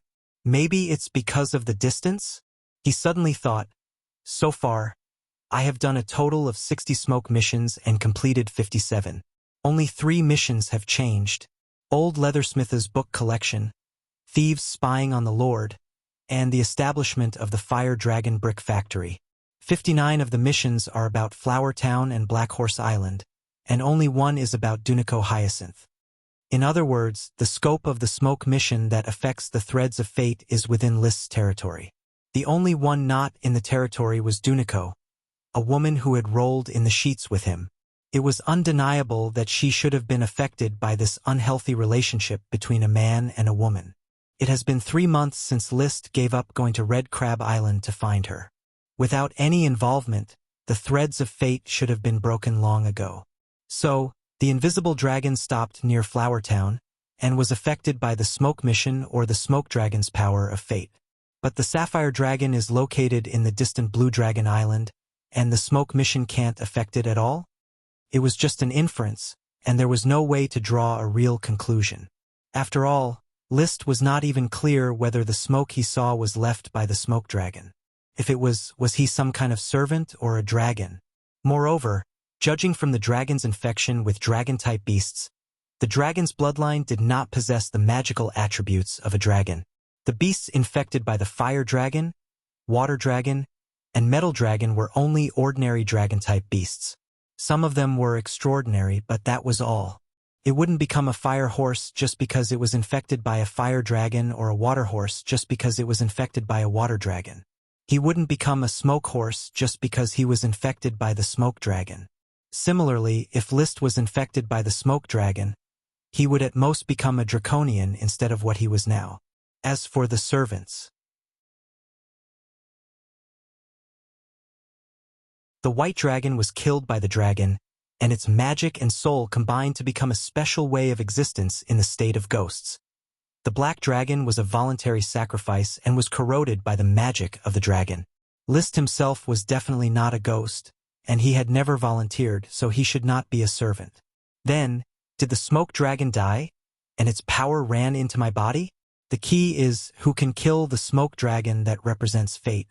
According to some night novels and magic books, when the dragon is about to die, it will fly to an unknown location in the Dragon Valley. Therefore, it is unlikely that the smoke dragon died naturally, and then its power is attached to List's body.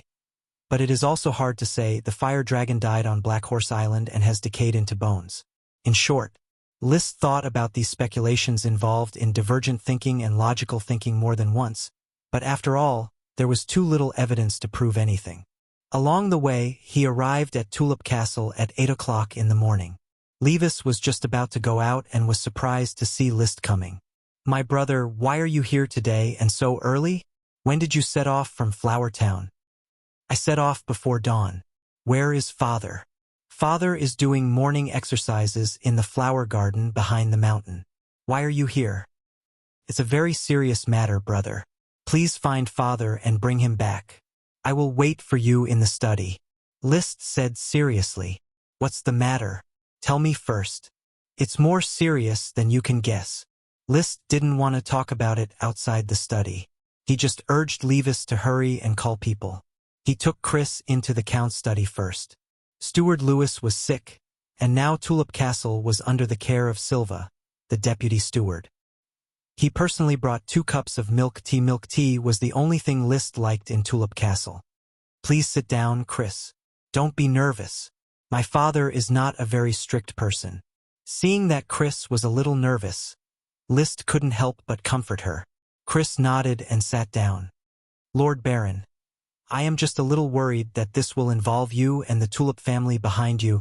You saved me. I don't want you to be in trouble because of me. Coral Island is remote and the information is not smooth. As long as you don't reveal your identity, no one will recognize you, and no one will associate you with that matter.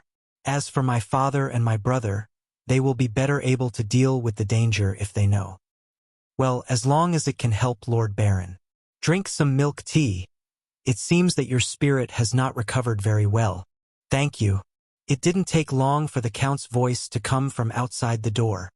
I would like to know why a son who hunted a 1-ton snake but only gave his father 5 kilograms of snake meat would come looking for his father. List, who was drinking milk tea, couldn't help but cough.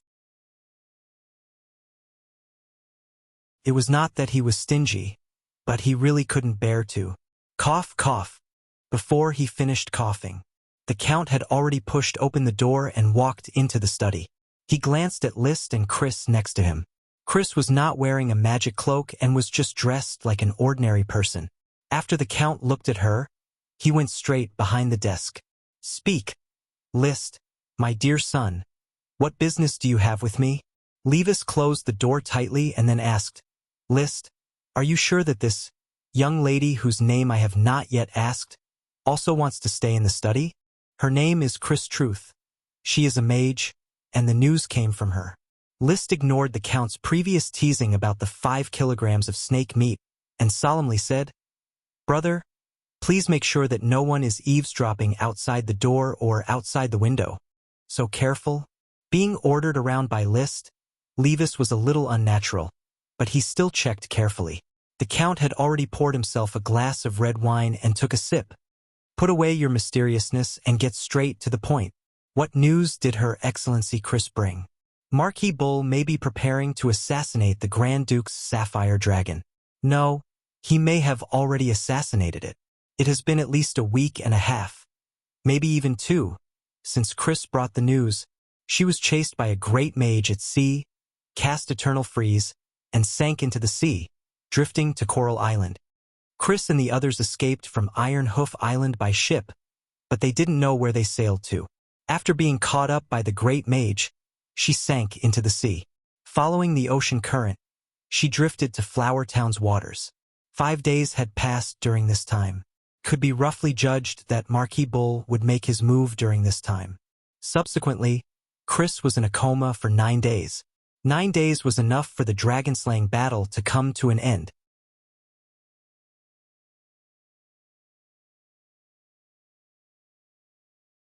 Chapter 357. Assassinating a dragon was indeed a stupid decision. However, to assassinate a dragon after careful preparation was enough to make one tremble in fear. Brother, I can't guarantee that this information is true. I can only relay the information Chris brought to you for you to analyze. The dragon assassination plan originated about 30 years ago. The remaining members of the Magic Goat family hid in the Goat Gathering, a magician organization. They probably used the Lich transformation technology to contact the previous Marquis Bull. Then, List told him the news that Chris had brought, as well as his own conclusions. After that, Levis still did not believe it. This is ridiculous. Assassinating the Sapphire Grand Duke's dragon is definitely not something a normal person can think of. Dragons are the pinnacle of power in the world. Even if it's a sub-dragon or a dragon beast, it's not something that can be easily killed. His words made some sense. Just like the immeasurable gap between the Sky Knight and the Dragon Knight, there was also an immeasurable gap between World of Warcraft and dragons. The Sky Knight and great magicians were very strong. They could hunt down Intermediate World of Warcraft and even Advanced World of Warcraft. However, there were 3 levels between Advanced World of Warcraft and dragons: Super Warcraft, Advanced World of Warcraft, and Super World of Warcraft. It was hard to imagine that someone could cross so many levels to kill a dragon that could control the fate of a country. So, Marquis Bull's dragon assassination plan was like a cold joke. The Count did not laugh. He looked at Chris. "You are a magician of the goat gathering. Then, do you know a magician named Weber Truth? He is one of the leading magicians of the goat gathering. We call him Teacher Weber. He is responsible for guiding new members." "What about Von Truth, the other leading archmage?" "He and my teacher, Olivia Truth, were in charge of hunting down the young sorcerer who knew the secret." Chris answered with some pain in her voice. The Count nodded and said to List, "Send Miss Chris to rest. We will continue talking when she comes back." "Yes, Father." He waited for List to send Chris out. Levis said impatiently, "Father, you don't think List's news is true, do you?" "I don't believe Chris's words from beginning to end." "Don't be impatient, Levis." The Count took a sip of wine and said with a serious face, "I've met Wilbur Truth and Warrant Truth once. They're the 2 great sorcerers worshipped by Marquis Bull. As for the Goat Congregation, I've heard of this organization of sorcerers. It originated from the extinct goat family." "Is that true? Maybe Chris just borrowed the name of the goat gathering and plotting. Magicians love to do that. What is there in the Coral Island that is worth a wizard's planning? Who would soak themselves in the sea and be unconscious for 9 days just to get close to a baron? Or did you use List to get close to me?" As the Count spoke, his face regained its calm. "There's an 80 to 90% chance that it's true. I know Marquis Bull. He will definitely go crazy for immortality." "Father, do you think it's true? Will Marquis Bull really assassinate a Grand Duke's dragon? Is there a problem? It's just assassinating a dragon. If everyone didn't have the courage, how could there be a heroic title like Dragon Slayer in the world? How could a Dragon Slayer and a Grand Duke assassinate be the same? A Dragon Slayer kills an evil dragon. That's why he's a hero. On the other hand, murdering a Grand Duke's dragon is a heinous act. If he succeeds, who cares if he kills a good dragon or an evil one? Levis, I hope you can calm down. As the heir to Coral Island, you're not as steady as your brother List. I just don't quite believe this fact." "It doesn't matter whether you believe it or not. You have to learn to distinguish between priorities." The Count said. "List solemnly brought this news. He can't distinguish whether it's true or not, and neither can I. But this doesn't prevent us from discussing how it will affect the family and Coral Island if it's true." Levis wanted to say something, but gave up. "Yes, Father. Tell me your opinion. What impact will Marquis Bull's killing of the Sapphire Dragon have?" "It will be a disaster. Without the Sapphire Dragon, our country will not be able to continue to exist. The Sapphire family will be destroyed, and the small families attached to the Sapphire family will also be destroyed." The more Levis thought about it, the more nervous he became. "Father, if it's true, then we must be prepared. You still haven't considered the issue comprehensively enough. There are 3 outcomes for Marquis Bull to assassinate a dragon: failure, success, and compromise. Each outcome will bring about a different situation that needs to be dealt with. How should Coral Island deal with such a situation?" Levis sank into contemplation. He was just an unmarried young man in his 20s. On the other side, List, who had already handed Chrissy over to Paris, quickly returned to the study and found a place to sit down. The Count asked, "Has it been arranged?" "I handed it over to my guard, Paris." "Father, please rest assured, Paris is worthy of my trust. There will be no mistakes." List knew what the Count wanted to ask. The Count seemed to have thought of something and said somewhat strangely, "Although I don't think that inheriting your mother's appearance is an advantage for a male aristocrat, but in many cases, it does have certain advantages. However, young people had better learn to restrain themselves." List did not understand what the Count was talking about and just nodded. The Count changed the subject. but you can't restrain yourself too much.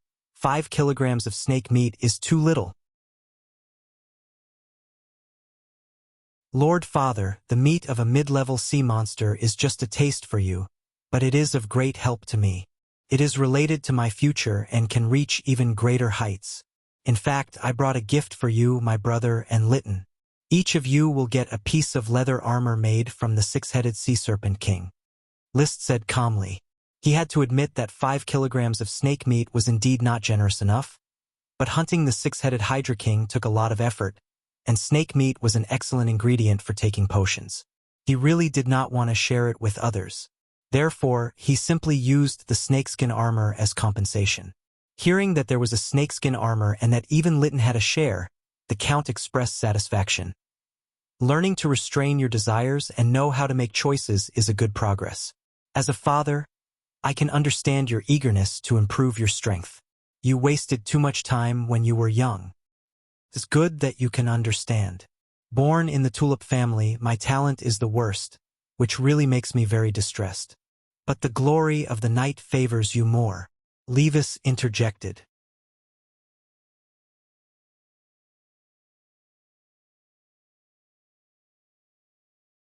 Chapter 358. The pressure brought by the dragon assassination was quickly resolved by the witty banter between the father and son. Levis was no longer nervous, and Liszt appeared more relaxed. The Count was even in the mood to pour a glass of crescent wine for each of his 2 sons. Then, the 3 analyzed the impact of the dragon assassination from a god's perspective. The analysis and reasoning were very simple.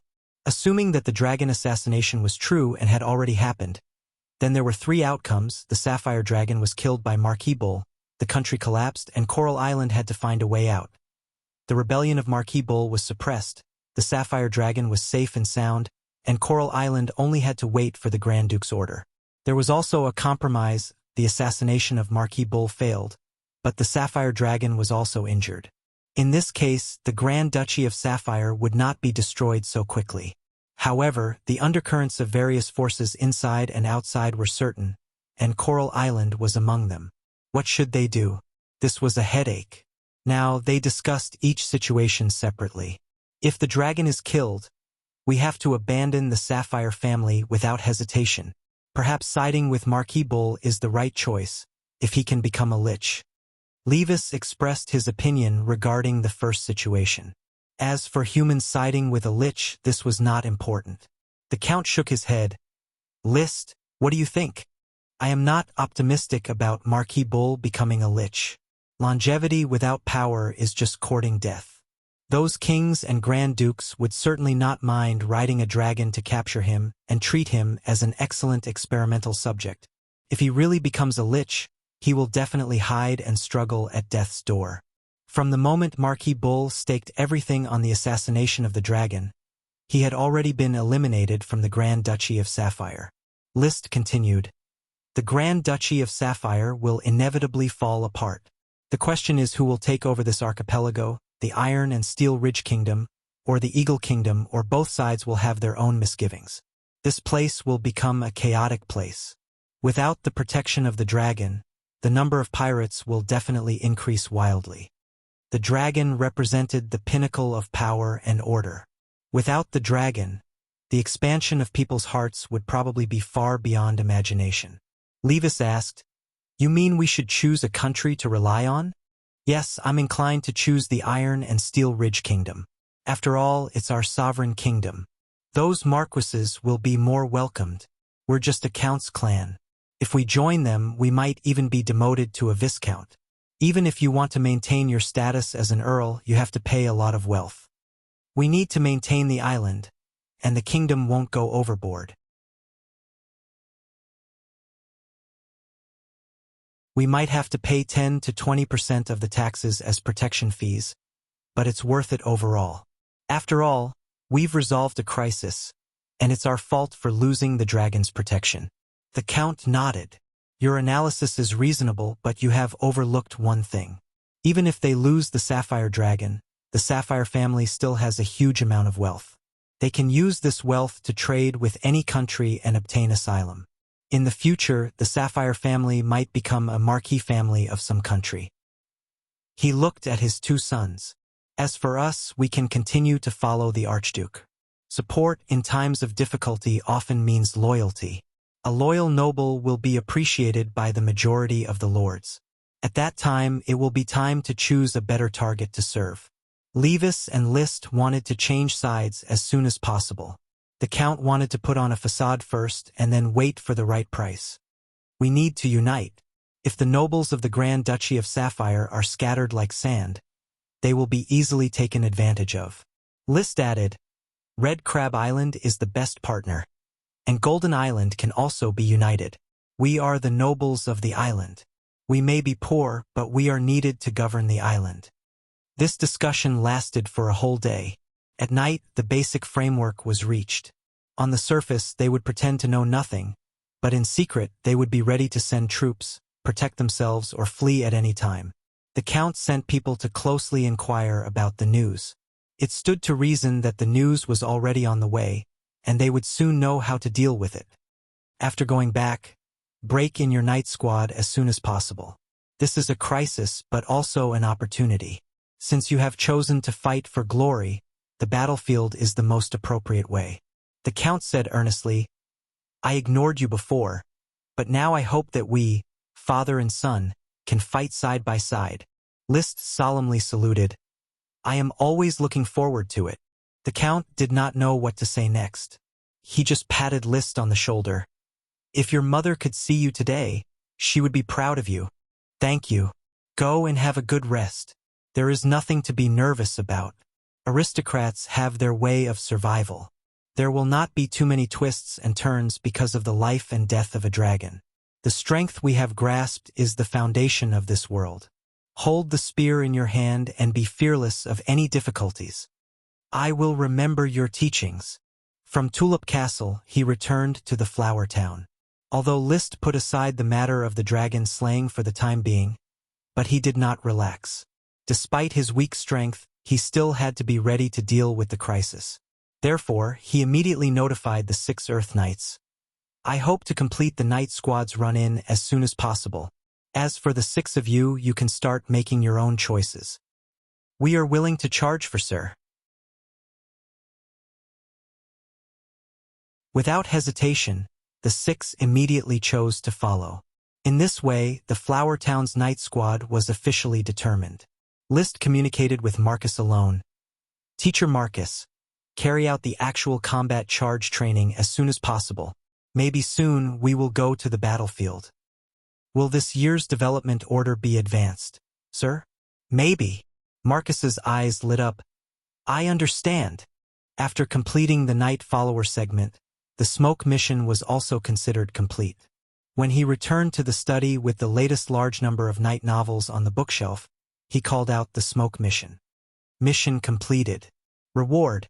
Chi Secret Manual, Aura Attenuation. Aura Attenuation. Liszt had a doubt. It was probably similar to the effect of restraining one's aura. He felt that this Chi Secret Manual was hidden in the new batch of night novels. However, he was not in a hurry to look for it. He first waited for the new mission to be issued. Mission. The serf Emily, who is training with the girls' group, is always clumsy and cannot learn embroidery lessons. She is often punished by the embroidery teacher. Therefore, she is more willing to take night lessons, which can give her confidence. She cultivates chi faster than the boys. Please arrange her training reasonably. Reward. Dosun's new spell. Dosun's 3rd spell is about to be learned. Liszt received new good news. Dosun would be his biggest helper on the battlefield soon. With a new spell, Dosun's fighting strength would be further enhanced. The only pity was that the 8 little ones were still young and slow at learning magic. They did not look like intermediate World of Warcraft at all. At the same time, Dosun, under the guidance of Liszt, had already learned rockthorns through the explosion of its mouth. It seemed that the 8 little ones only needed to strengthen their guidance. After a flash of thought, he called Thomas, his valet. Go to the administrative office and get a document about a girl named Emily from the girls' training group. In addition, inquire about her life and studies, summarize them in detail, and then report to me. Yes, master. Thomas received the order and left.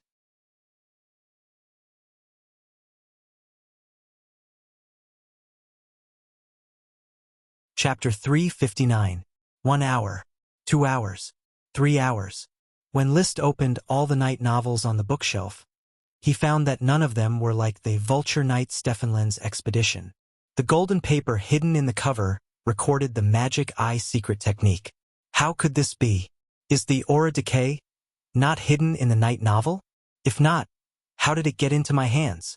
He thought hard but could not come up with an answer.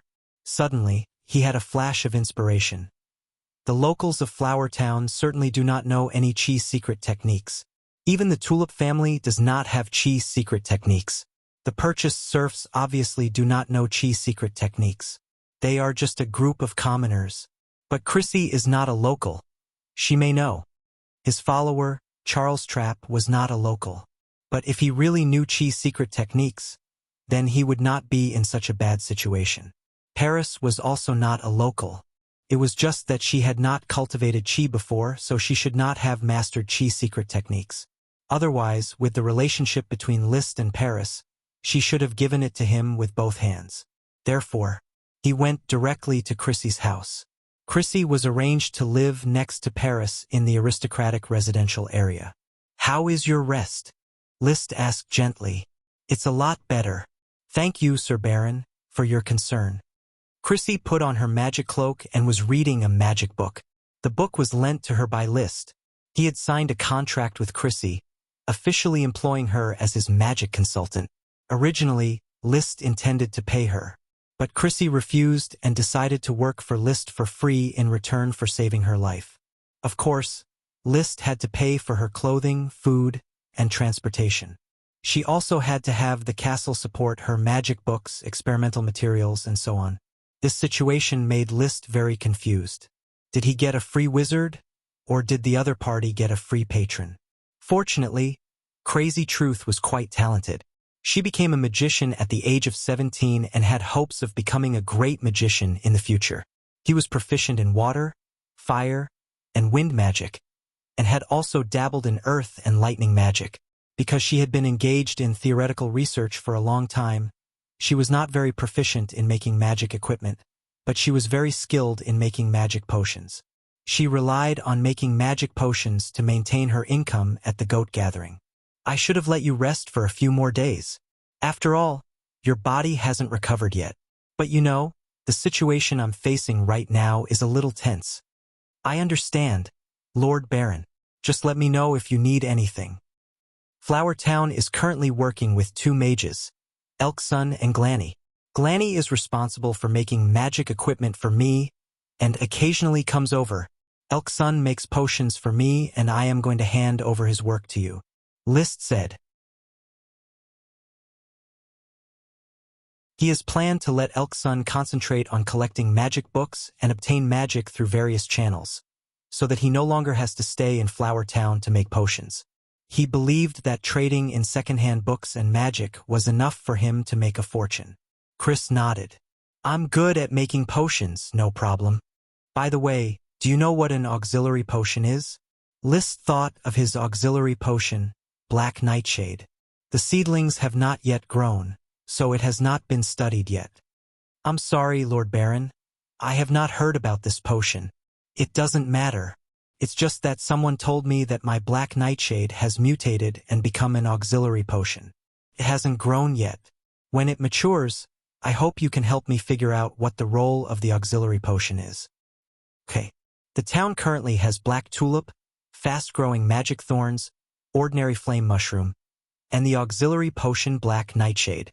In winter, we can also grow snow flame mushroom. There are 5 potions in total. Your job is not easy. Have you considered choosing some children from the town to be your magic apprentices? If I have a need, I will choose magic apprentices. Lord Baron, the inheritance of the truth requires a lot of energy to complete it. I may not be able to do it now. I haven't recovered from the shock of the last magic apprentice's death. She was killed in an explosion during an experiment. It seemed that being a magic apprentice was indeed a high-risk profession. He decided not to beat around the bush.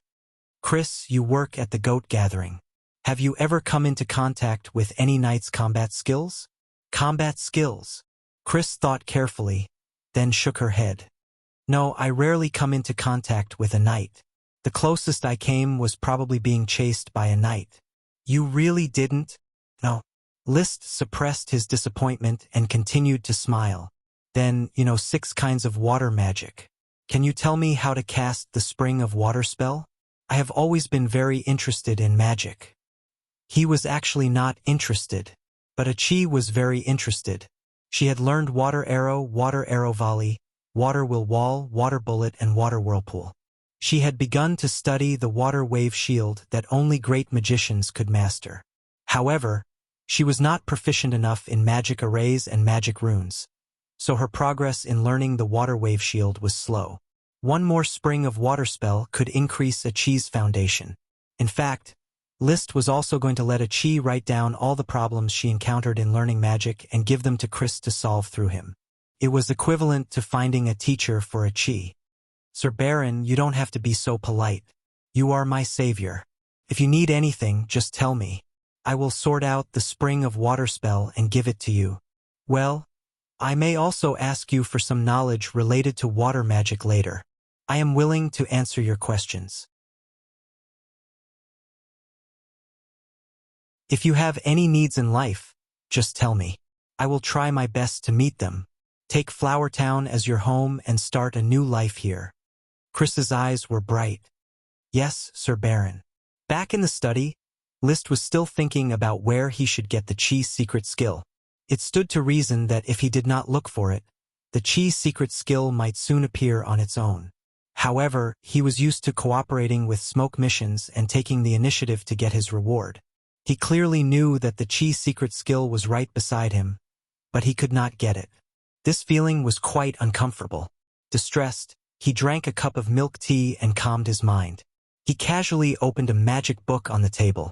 The title of the book was Cavendish's Air Capture Record. This was the research notes of a great wizard called Cavendish Truth.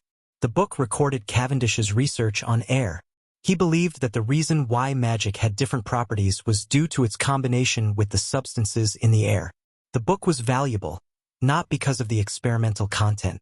In fact, the experimental content was empty and boring, and there were no research results. It was because Cavendish believed that air was only composed of fine dust and free magic. He did not even think of the essential elements of breathing. The real value was that Cavendish had recorded the whole process of preparing the wizard tower, including the materials needed, the price of the materials, the manufacturing of the experimental equipment, the efficiency of potion production, and so on.